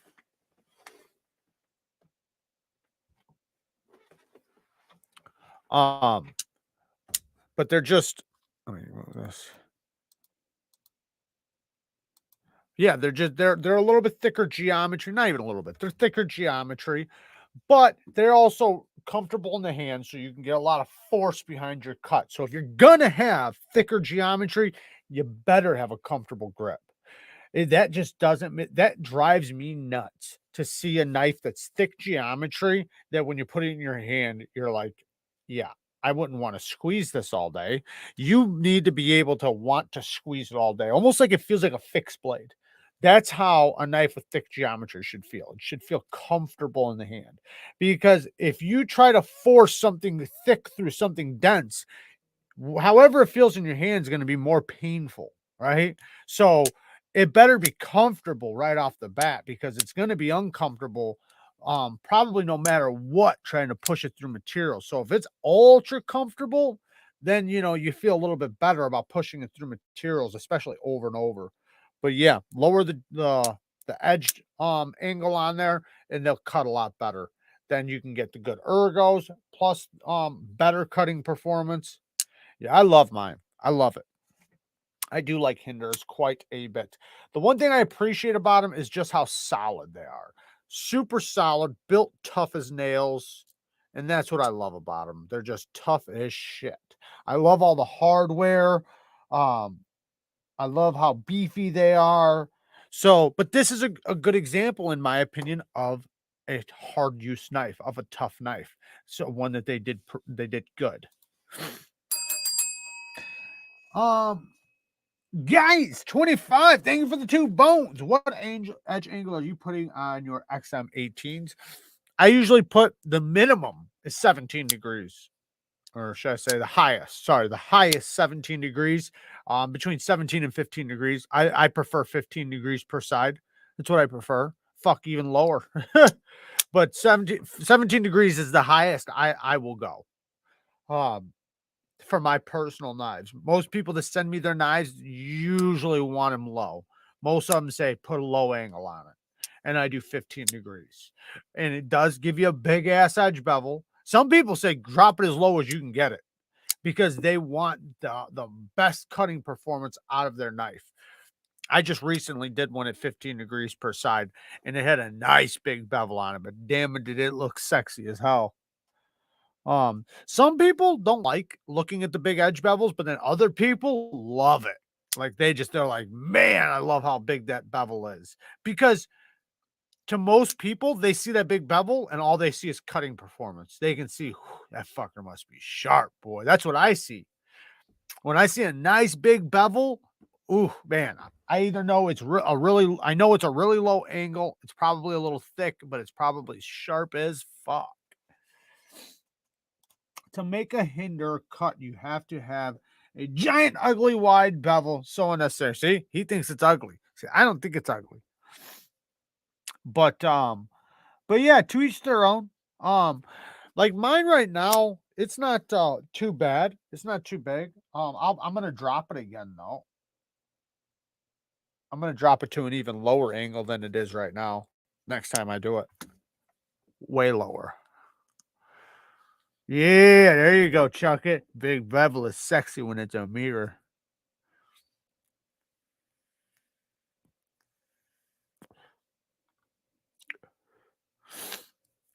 We got a nice warning right here. The gripper. Ooh boy. Shout out to Jason Grant. This is the Jason Grant gripper.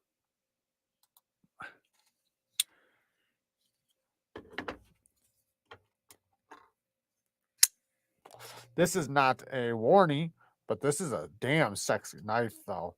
Super smooth, too. Great detent. Great action. Nice fuller for flicking. Damascus clip. They should have did a Damascus backspacer, but it's standoffs. Damascus blade, but they do have S35vm, and they have a Tonto, an inspired Tonto from the one of the Chris Reeve knives, the way how it's like a swedge. That's the way their Tonto is.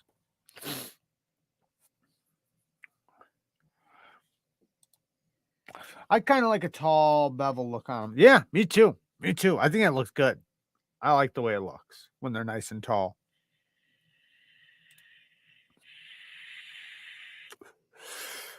Oh, speaking of scratch pattern, really quick, this will only take a second. So, people that are having problems with stones when they're sharpening, whether it's freehand or fixed angled, and it's scratching the coating of your primary bevel, or what? No, that'd be secondary bevel. Yeah, no, primary bevel right here. It's putting scratches into the coating. If you have a fresh diamond plate or fresh diamond stone of any kind and you use it for the first couple times, you have the potential for diamonds to fly off and hit the coating. So you could break the stone in or just use it, but just don't use it on a knife that has a coating. Use it on knives that don't have a coating so you don't see it and you won't see the scratches. That way, after you've used it 5 times, 6 times or so, you can use it on a coated knife and then you won't have that issue. So it's just because the diamonds are fresh and they're flying, because every diamond stone always comes more aggressive than it's going to break into. All diamond plates break in. So say if it says it's 300 grit, it's going to come about 200 grit, and it's going to break into 300 grit. But diamonds have to fall off first. Now, once you've used it 5 or 6 times, now the diamonds aren't going to fall off. You're basically going to wear them off. So the diamonds will wear out eventually, but they're going to wear down, not fall off. With resin bonded diamonds, same thing. On the surface, some of the diamonds will fly off the first couple times you use it. I think they even recommend that you use a Nagura stone on top of it before you sharpen with it to knock all those diamonds off, so you don't do that to your knife. So what you can do is, if you don't want to do the Nagura stone, you just use it on a knife that's not coated, and then let all the diamonds fly off over the first few sharpenings. Then the diamonds that are left are in the resin, and you wear them down instead of knock them off.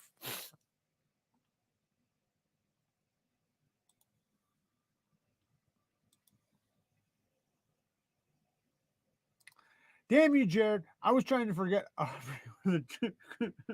I'm sorry, bud. I'm sorry. Well, you're going to really hate me here in a couple days. Is the Eclipse the same thickness behind the edge? Yeah. Yeah. All Hinders are pretty much, like the 24 is thicker than the 18. The 18 is thicker than the 3.5. Well, the 3.5 is thicker. Sorry. The 3.5 18 is thicker than the 3-inch 18. And then the slip joint version is thinner than the locking version. But yeah, the Eclipse is basically the same thickness as the 3.5 inch 18. Anyone like anodizing their knives? Colors are dope and makes them your own. I like it. I just haven't done it in a while, but I do like it. I enjoy it. I know a lot of people do. There's lots of ways to modify it, make your knife your own. That's why I advocate and I try to show as much modding as possible. That's really easy for me to record and show you guys, because there's so many things you can do easily at home. Or you can easily send to somebody to modify for very little money, considering what they're doing. You have knife modders out there. I do little things like even cutting in a choil changes a knife. From maybe even changing the blade shape, maybe adding lock bar access, anodizing it, stone washing, acid etch, RIT dyeing. So many little things you can do to make your detent stronger, add new bearings, so many fucking things you can do to customize your knife to make it better and make it more your style. Gary with another 2 bones. You have any knives with tritium glow in the dark? No,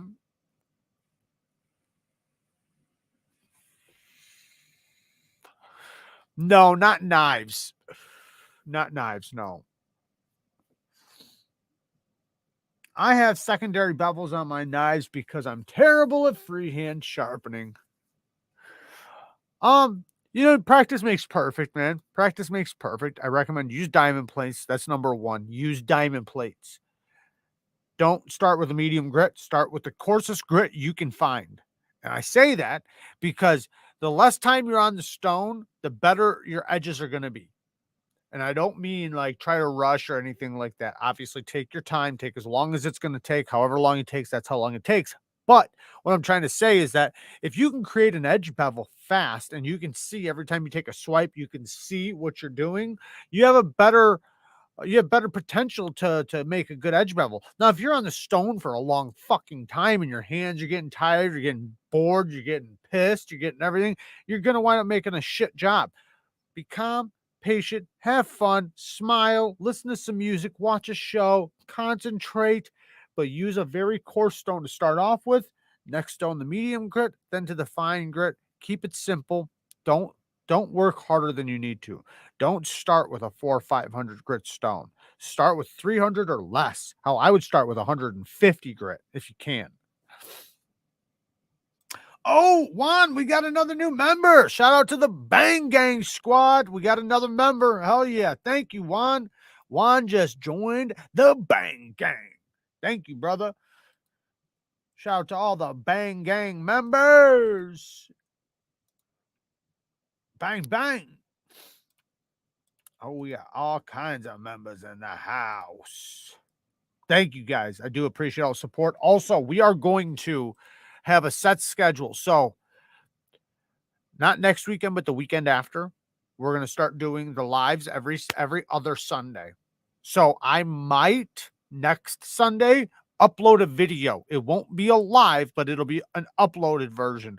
But the weekend after that will be a live every Sunday, or every other Sunday. I'm also going to throw up recorded stuff for the members, but for the lives that are specifically for members only, which is all going to be around sharpening and modding and tuning and all that stuff in real time. Also, for the premium members, for the Rocksteads, for the Rocksteads. So there's 3 tiers. Anybody who doesn't know, I have a members group. It goes Kershaws, Spartans, and Rocksteads. The Rocksteads all get actual one-on-one help if they need it. So meaning I'll do a Zoom call with them, or I'll pull them into a StreamYard where it's just me and them. Nobody's joining us. Nobody's in the chat, just us. And I can help you sharpen if you need help. That's for the Rocksteads. I'm going to figure out something else also for the Spartans. And then if you're a Kershaw, you get the free lives, and anything I upload, you have content from that goes to the members you get to, and the stickers and all that shit.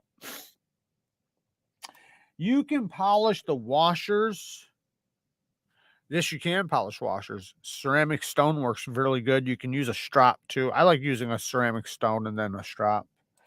The addition of lapping films and clamp supports you recommended from Etsy was a game changer for me. Nice. And the workshop precision adjustable. Thank you, Jared. Nice, Josh. That's awesome, man. Good for you. That's amazing. Hell yeah. Yeah, the stone holder too, man. The stone holder just takes that thing to another level. Those things take it to another level. So many parts that you can get for that. And I heard Gritomatic is making parts now, or is about to drop some parts. I think they're a little late in the game, but I heard they're going to be pretty badass. So we'll see how it goes. Yeah, I think for people that actually need, like, where they want one-on-one assistance, that gives them an opportunity. It's $20 a month. But then I can directly help them. Plus they get all the other content too. So it's not like they just get that. Chuck, have ever handled a Vespra Ripper or Dark Star? That's the original. Oh, he's talking to somebody, not me. What's up, Blades and Coffee? Man, you sound like me and my wife. Blades and Coffee. Cheers. Have you checked out Strops and Stones YouTube channel? He's new on here, but very good and cool guy. No, I haven't heard of him, so I'm going to have to check that out. Strops and Stones. We'll have to check him out. Damn, we're way past story time. You fucks aren't even holding me accountable. Holy shit. Oh, so really quick, I'm going to go through a few things, but we got a Donnie. K Mason, 45K. Congrats, bro. Been great watching and learning from you in the year or so that I have been in the community. Thank you, man. 10 bones, brother. Thank you. Man, your guys' donations keep this channel afloat. I cannot thank you guys enough. Thank you. I do appreciate it. You donate damn near every single live. I appreciate it so much. Thank you. So really quick, I'm going to go through a couple things. One, WorkSharp has a little carrying case they're selling now for the field sharpener. So if you have a field sharpener and you like to keep it in your bag or your truck or your glove compartment or whatever, they have a little carrying case. It's a little pricey, but I think it's kind of important because it'll save you from cross-contamination and all that stuff. Make sure if your strops aren't working for you, make sure you hone. Remember, it goes strop, hone, sharpen. If your strop's not working, then you got to hone. If your hone's not working, then you got to sharpen. Don't forget that. I was going to do spear point versus drop point, but we ain't got time for that. Okay, so let's get to, oh man, I was gonna do the titanium nitrate coating, but we're gonna have to fuck that off. All right, let's go to Chuck It with the 5 bones. Thank you, man. I've been further even more decided to use what the fuck? I've been further even more decided to use even go need to do look more as anyone can. You're awesome, man. Thank you. Shout out to Maurice. Thank you, Chuck It. All right, man. Let's do some story time really quick. I got a couple decent stories, but they're kind of fucked up. At least one of them is. One of them is about a girl who OD'd. Another one's about a fight, and then another one. There's just 2 of them. Okay, so, but the one of them's gonna lead to a couple other stories, kind of probably. Bama says, Jared, I don't know how to sharpen. Will you FaceTime me after this live and show me how? See, if I didn't know you were trolling me right now, I would actually say, if you actually need some help, even though you're not a member, I might help you, especially since your name's Bama Knife Guy and you're my homie. I definitely would. But you know how to sharpen, motherfucker. Oh man, the store China high-end EDC is the fastest to the what? The store China high-end EDC is the fastest to the USA. Yes. It is story time. Thank you, Oregon. See, Oregon held me accountable. Isn't it fucking story time, asshole? That's what he said to me. Yes, it is. Let's get to it. So the first story is I guess I'll do that one first. All right. So this story is really quick. So this is when I was a kid. I was pretty young, like real young, and this is going to be a quick story because the next one's a little bit deeper. So, if you guys remember the story I told where I got jumped and thrown into a pond by these dudes, I was in the same neighborhood. And I live down the street, and I'm living in this neighborhood. And, as a kid, you explore the neighborhood, you play with the neighborhood kids, whatever.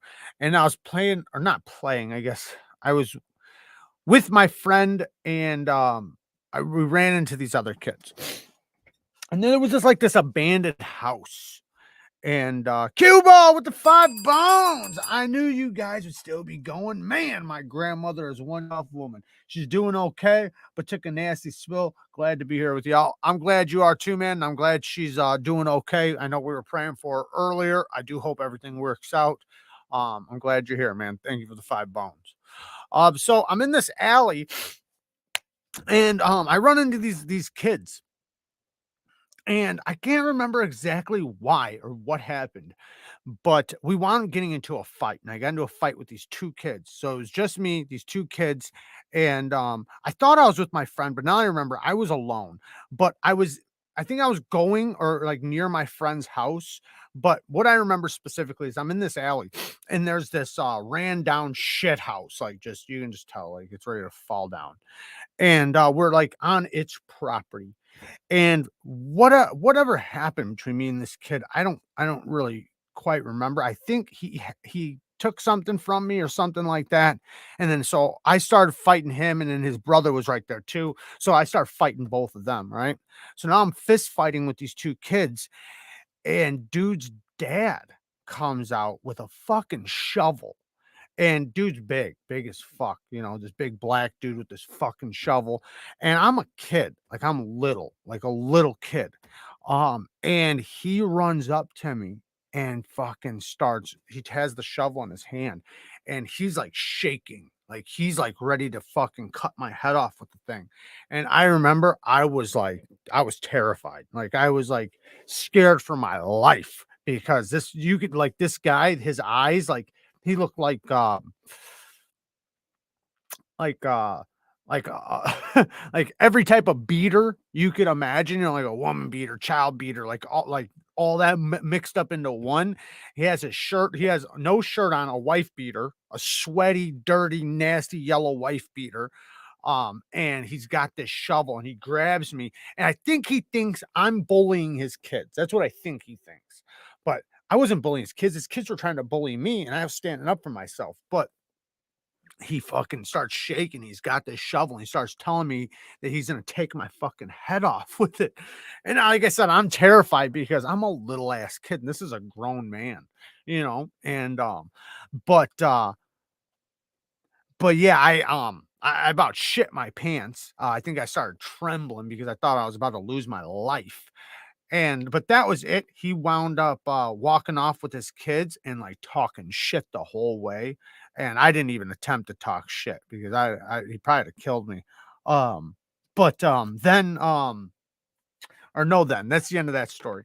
Next story. This one's a little bit more dark.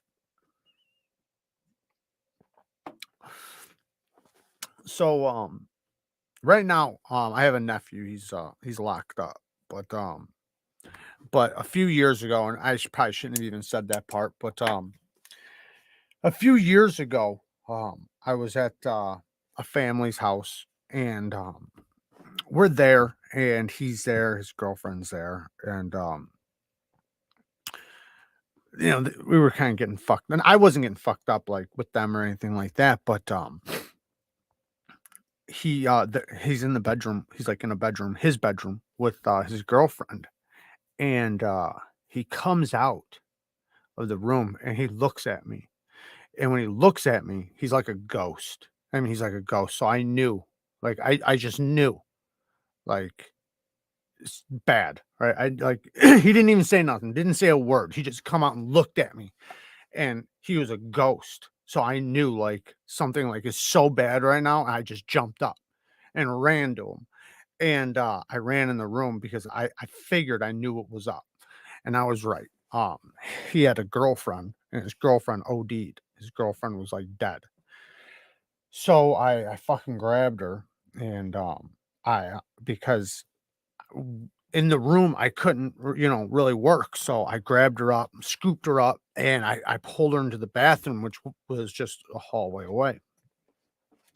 And I first started with because I've dealt with a lot of OD people, and I first sprayed her with water, and she didn't no response, like nothing at all. So I started working on her, started doing CPR on her, and nothing, man, nothing. Like, this is going on like too long at this point.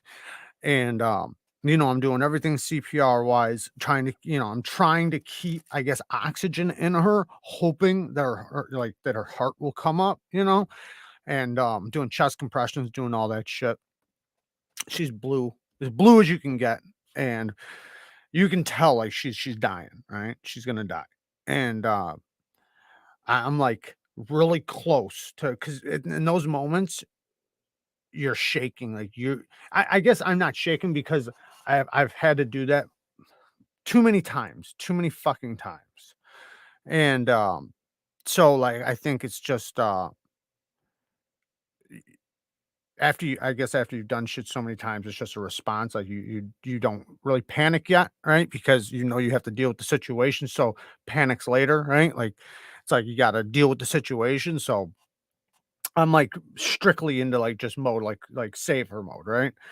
And I'm working on her, but like I'm thinking in my head, like we have to call an ambulance, right? Like I've never had somebody take this long and survive.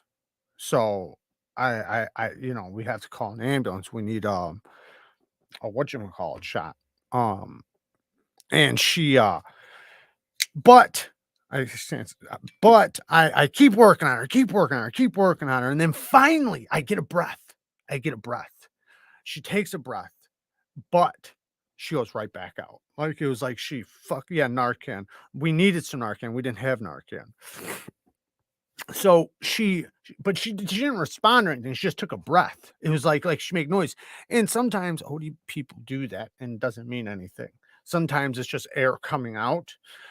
And I didn't know which one it was. I didn't know at the time. Like I had seen other people, stuff come out of their mouth, things like that. That wasn't happening. But she, anyways, so I continue to keep working on her. And eventually I got her to start breathing. And she actually came out of it. she came out of it, like, well, not like completely, like her eyes started like trying to come out of it. And it's like, fuck, man. I was like it was like, thank God, right? Because I know now if I have breath and heartbeat, like I'm good. I can keep her alive now, right? And it's been so long that I was just ecstatic to see some response, because any longer, like there's no saving her, right? So I was really excited to see that. And I do, but she kept kind of going back out though. So she never fully came out. And it took me doing CPR on her, I don't know, 15, 20 minutes, but every minute it feels like an hour. It feels like so long, so fucking long. It's like you can't even comprehend how time works in those situations.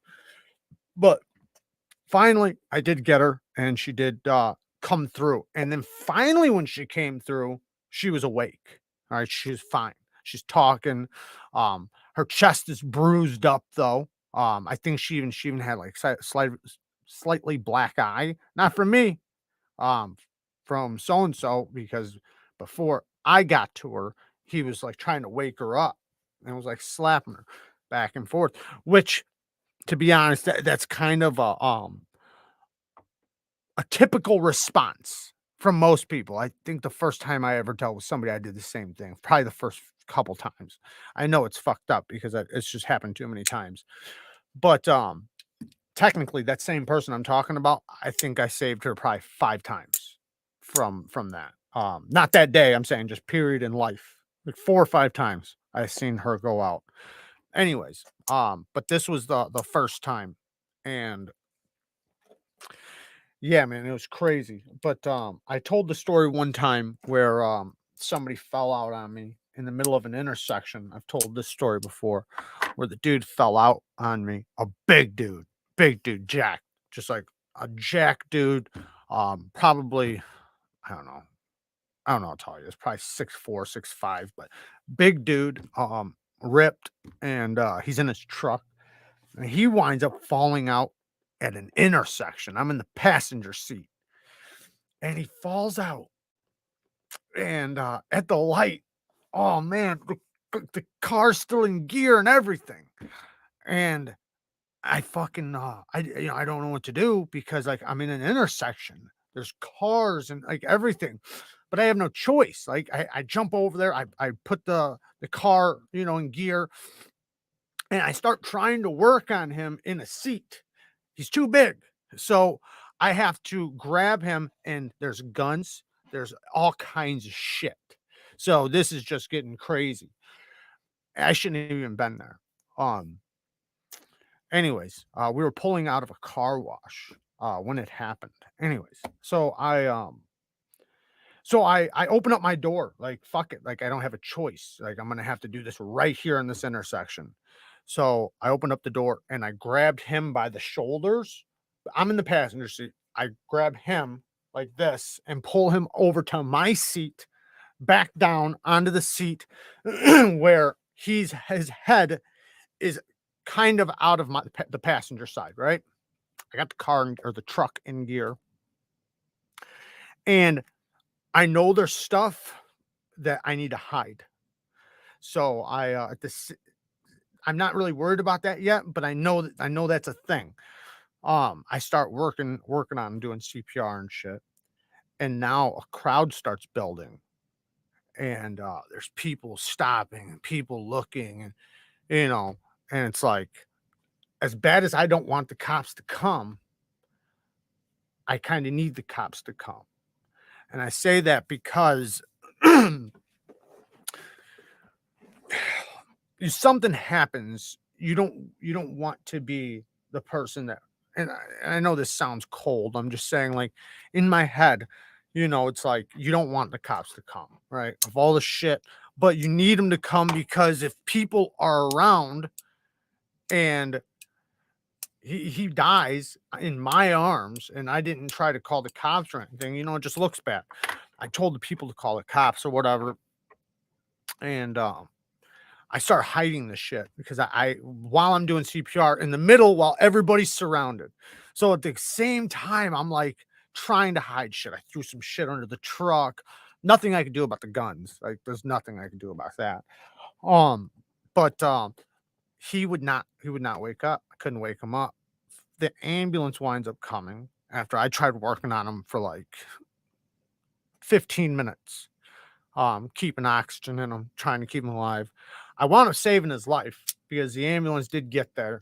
They Narcaned him, and they told him that if I wasn't there, that he would have died. But when the cops showed up, they treated me like I did something.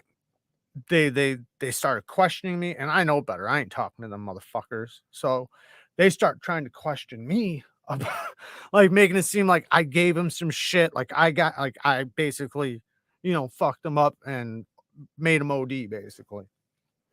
And and I'm just like, man, I don't know what the fuck you're talking about. I just jumped in the truck. He pulled in here, he pulled out, and he OD'd. Like, he picked me up walking right here. I don't know what he did. Like, I just told him I don't know shit. That's all I know. Like, anything else, I need a lawyer because I have nothing else to say. That's it.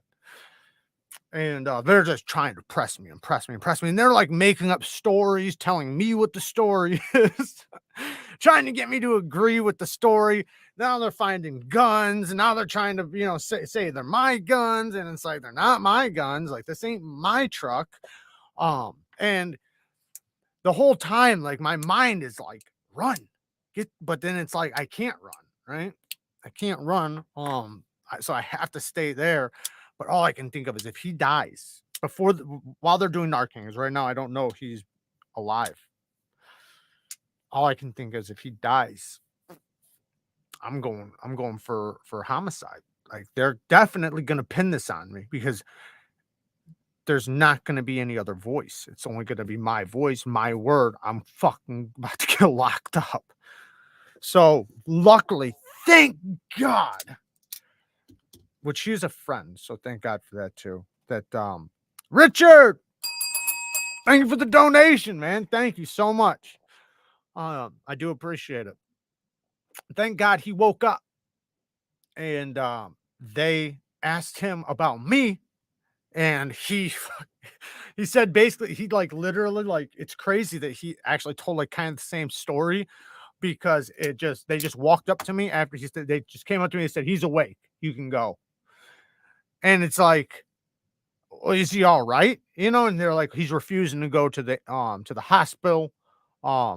And you can go now. And it's like, oh, now I can go. Right? Because he's alive, because now they don't need to get somebody for homicide. So luckily he was all right. It took about a month. A month later, he shows up to my house and thanked me. Gave me a hug and shit, thanked me, said I wouldn't be alive if it wasn't for you, all that stuff. To be honest, I was just happy that he told the same story when the cops started pressing him, because they were trying to get him to say shit too. And luckily he didn't get busted with anything or nothing, because I wound up getting rid of everything. The only things he had was his guns, and those were all legal. So it wound up working out. Todd, thank you, man. I appreciate it, man. Thank you so much. We're where are we at right now? 46. Shit, by the time I'm done. Yeah, buddy. Come on. Last time I looked, it was at 45.5. Now we're at 46.3. Think about that. That's crazy. I'm going to be at 50K before tomorrow morning with that type of that's crazy, man. It's going so fast, man. It's going so fast. Tomorrow morning, I'm going to look at this and see what it's up to, because right now, like I said, it's at 12.4K subscribers for every 28 days. By tomorrow morning, I can't imagine what it's going to be at. 15K, maybe 20K. I don't know. Love these stories. Hearing you talk about your addiction in such a comfortable way has helped me so much accept and move on from my past. Thank you. I do appreciate that. Yeah, for myself too, I think it's good to I don't know if this is a saying or not, but I'm going to say it. I think when you're past something, when you literally are, right? Like when you literally are past something, it makes it easier to talk about because you reflect on it. It's not like it's you. You know what I mean? It's like another person. So it's almost like you're talking about another person and you don't feel that guilt. Not saying you don't feel guilt for stuff you did or anything like that, but you don't feel you don't feel like you're talking shit about yourself, you know? Like when you're in it, you're very insecure about it, you know? I think you're less insecure about it, you know, when you really are I guess when it's your past, I guess, and you know it's just who you used to be. Everyday EDC with the 10 bones. You again. Shout out to the Bang Gang squad. Thank you, man. 10 bones. Story time sounds like my past. Now I have no money for dope. I just buy knives. Facts. One addiction to another. Come on.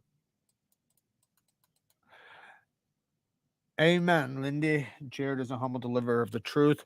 Hope it is real, people. Thank you, John. I do appreciate that. It helps you talk about it for sure. Sometimes it helps others more than yourself when it's your past. I agree with that. I totally agree. Jared, that is a thing. Just got to the point. Just got to that point. Yeah. I know. Like when I was helping people that were still addicted, you know, through a rehab program or whatever. Like wasn't like I was helping, right? Like with them because you know I was doing really good, blah blah blah. And these people were like fresh, like really fresh. Some of them probably were still in the middle of using and talking to them and trying to help them figure out how to get out of the mindset and how to get out of it and everything. I know it you know, like when you first start talking to them, they don't realize like what you know about them because you know so much about them. You know exactly who they are. So you can relate a lot more and it helps when you actually have stories and you can tell them stories and then they realize like, "Oh man, you used to be me." You know, and then you can help them a lot better. You can actually help them because now they relate. John Evans, thank you, man. Thank you for the 10 bones. Man, we got some bones coming in tonight. Thank you guys. Holy shit, man. Thank you guys so much. Backpack says, I don't go to AA or NA anymore. I just tune into the knife live streams. Facts. Yeah, I don't either. I don't either. I was gonna stay helping with that program I was doing, but that wasn't for me. That was more so for people. But no, I don't either. I don't either. I personally never really, and I'm not saying people shouldn't use it or anything like that. I never got anything out of it.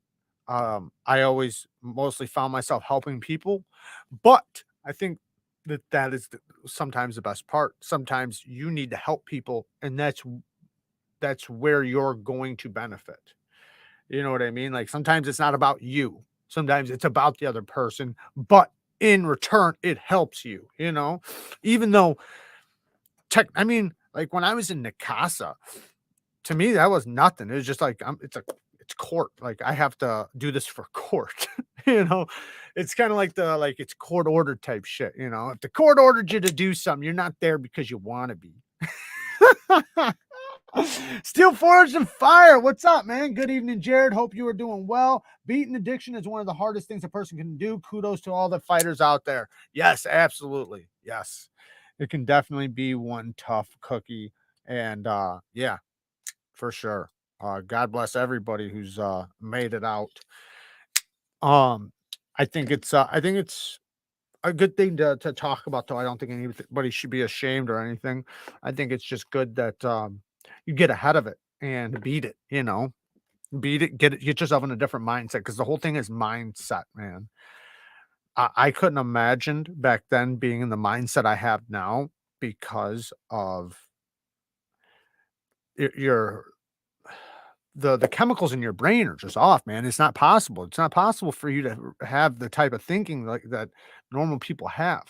you know, you have a very killer instinct type of mentality. So, you know, but once you get that out of your system, your mind has the ability to grow and start being the way you should be, right? But I think it's good for, even if you're not, like, even if you never had any problems, right? Even if you've had a beautiful, you know, walk in the park life, I think it's still beneficial for everybody to work on themselves best to the best of their ability in every way, shape, or form, physically, mentally, you know, every spiritually, whatever.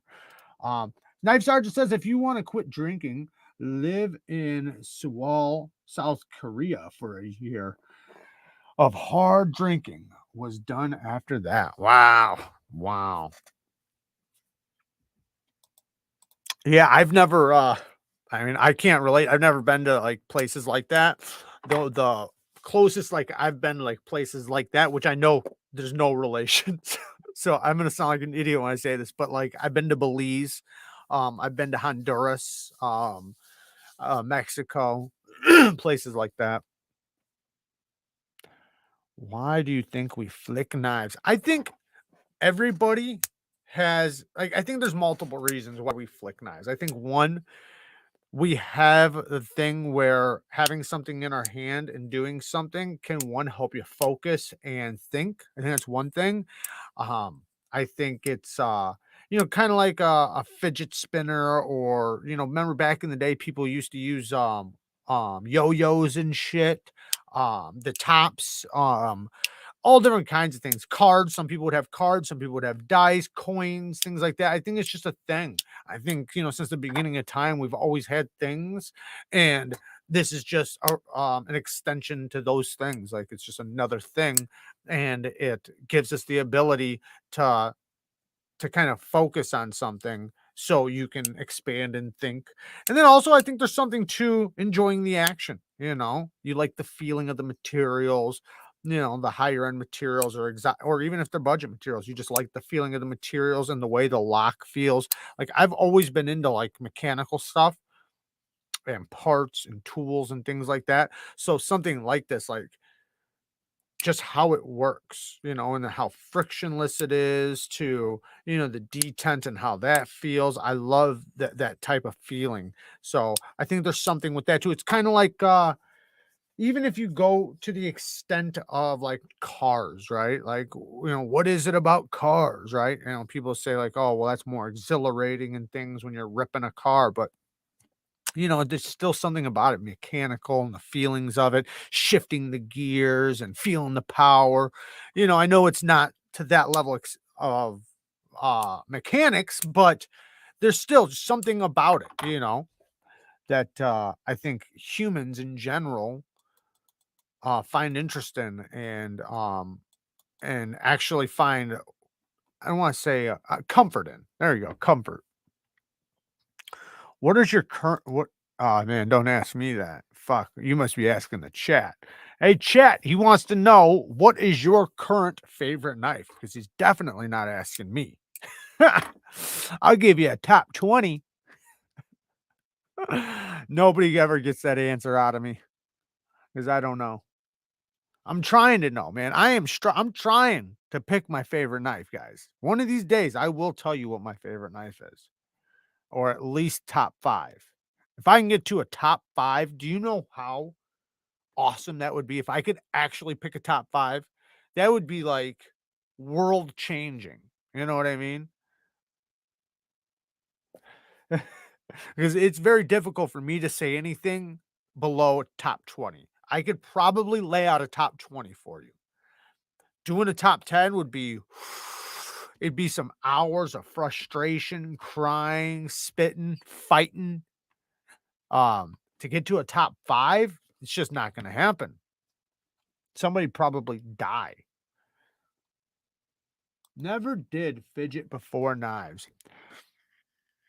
You never took a pen in school and like sat there and flicked it? I have my thing.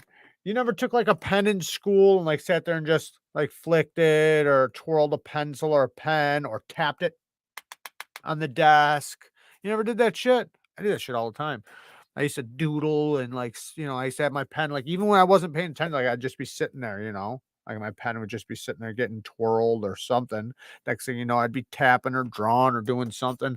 I remember a teacher brought me a piece of paper because every time she got my homework, there was doodles all around the edge. So she brought me some paper and she goes, "This is your doodle paper. Stop doodling on your homework." I refuse to vape, strictly Marlboro Reds. That's what my dad was. My dad was a Marlboro Red guy.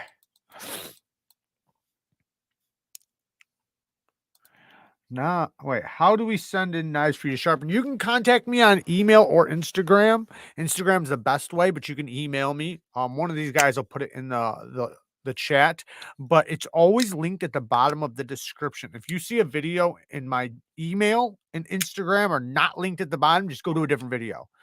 In 98% of all the videos, it's linked. Every once in a while, I skip a video, but for the most part, my information is linked at the bottom of the description of the videos posted on YouTube.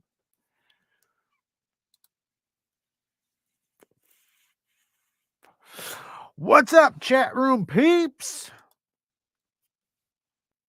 Me and him still need to get together and do a live. Frankie Fisher Fury still. I have a lot of nice stuff, but nothing has topped it yet. The Frank Fisher Fury. Huh. I need to see this motherfucker.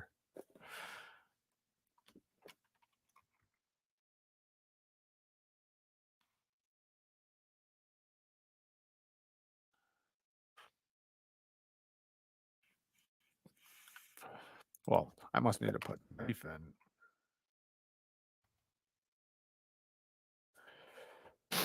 Okay, let's show the chat. We need to show the chat. Let's get rid of this.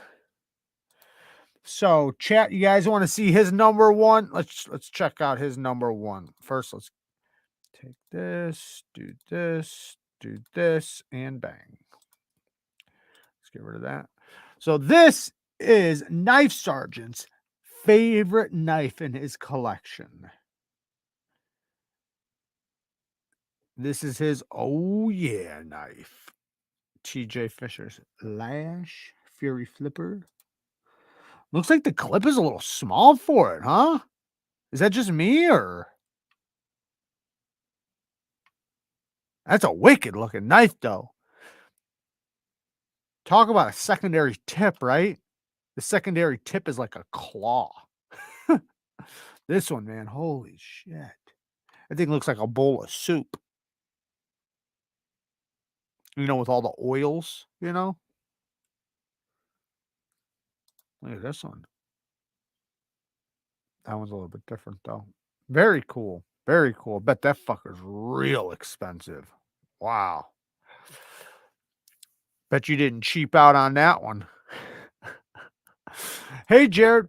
The TSPROF machine is very expensive. Is there anything else that you can recommend that's similar, but I am years cheaper? Okay, so how much cheaper? Give me a price range. Magics. Give me a price range and I'll give you a sharpener. How about that? You give me your, what is your expense? What can you afford? And I'll tell you the sharpener. Leave it at the bottom of the chat right now. I will wait. Magic. So I'm going to scroll all the way down to the bottom right now, just so he about 4K. Holy shit. Damn. I was expecting like $2,000, but you know, it makes sense though. It makes sense just looking at it, like that Damascus one with the Damascus blade or the San Mai blade, whatever it was. Yeah, I can imagine that thing is probably 4Gs. Damn.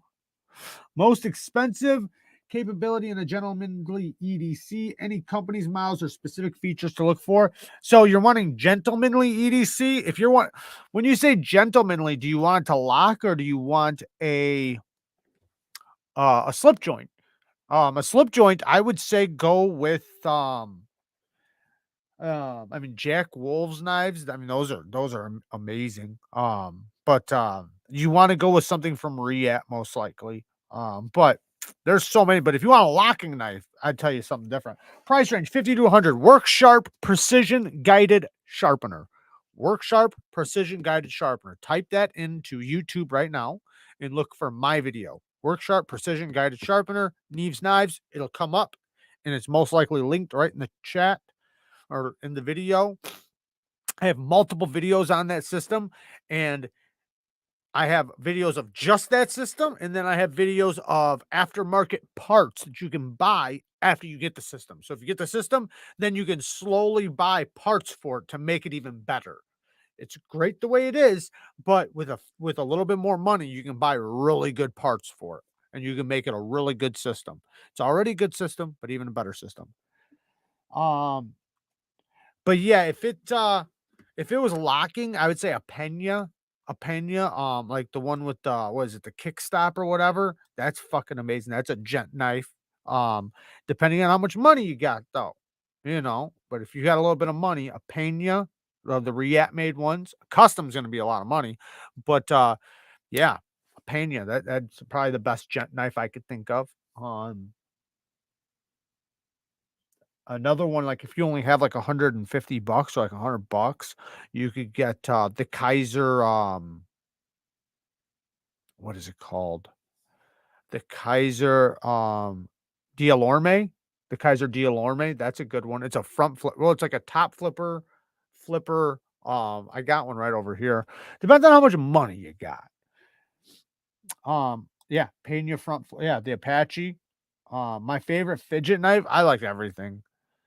The Apache with the kickstop. Yep, there you go. See, they're saying the same thing I'm saying. I like to fidget with everything, so it doesn't really matter. I like it all. It just depends. I really like doing my sheepdog. I like doing my subjugator. I like everything. Spider-Co's, bench, everything.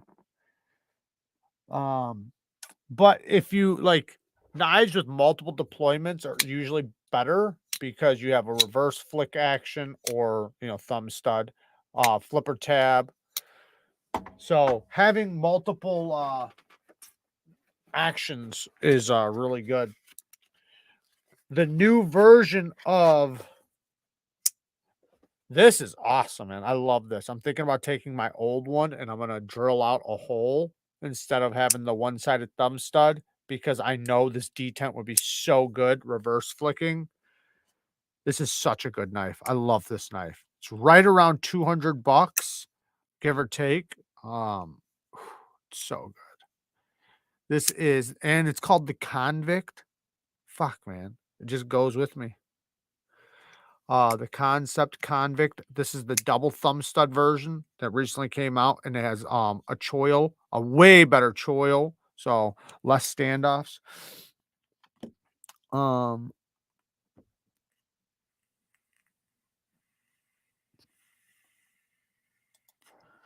Bama's got something you can fidget with. He's not talking to me, so.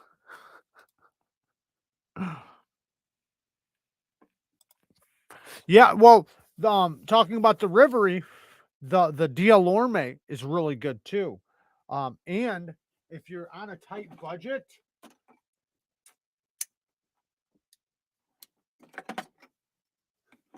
give me 1 second. If you're on a tight budget, the Civivi, oh, what the hell's the name of this? Chat, what's the name of this thing again? This is the number 2. Damn it. I always forget the name of this, guys. Help me out. What's the name of this one again? I always forget it. One of the most sliciest knives you can get. This thing is like 10,000s, 8,000s behind the edge. Super thin blade. Super thin, deep hollow ground blade. Micarta, carbon fiber, S35vm. You can get this for under $100. It's got reverse flick and a top flipper. And the top flipper makes it where you can flip it regular. This is really good for a gent knife. This is like one of my favorite gent knives. The Appalachian Drifter 2. Thank you. The Appalachian Drifter 2. Thank you. Yes. Such a good knife. Thank you, guys. This is such a good knife. Appreciate it. But this one is the one I was talking about just a second ago. The Delorme. This guy. Yeah. 20 CV, like $109. 20 CV, G10, titanium clip. Stupid good action. This thing is, you can regular flip it like this, or you can top flip it, and it is so easy because it has an actual top flipper, not a front flipper. But this thing is so smooth. Watch this thing drop. Watch this. It's a guillotine.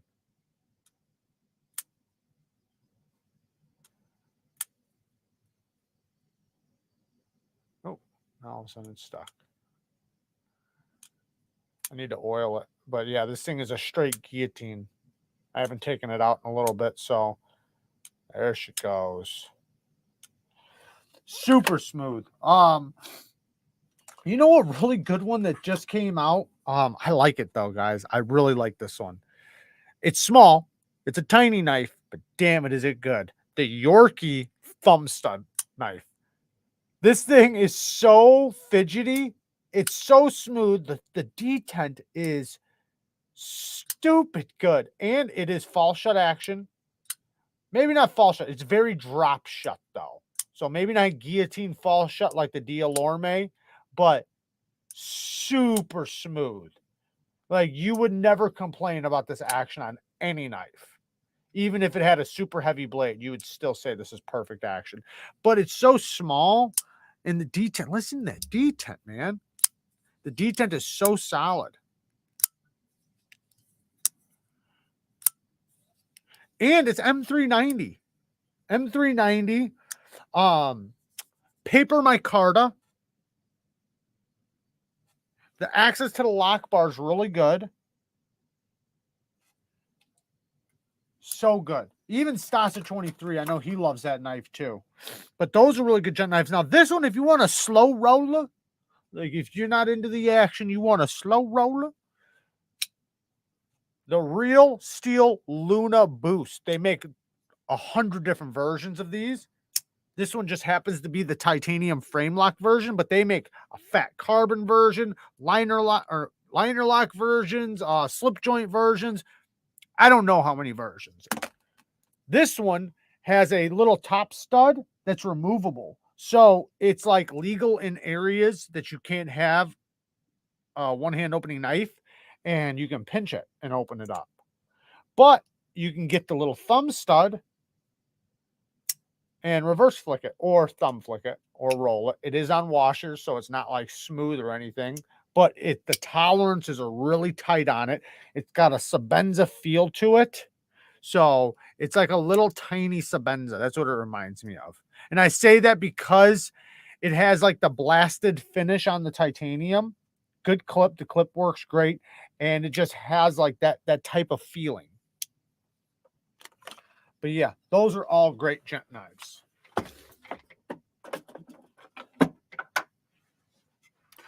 All right, guys, I think it's getting pretty late. I don't want to, he has a Vandal. I love the Kaiser original. Yeah, me too. Me too. I got some more coming too. So yeah, these are so smooth. These are, man, it's weird how smooth these are. And I don't mean like drop shutty smooth, because this is drop shutty smooth. But this, it feels like it's on bearings, right? I can feel the bearings.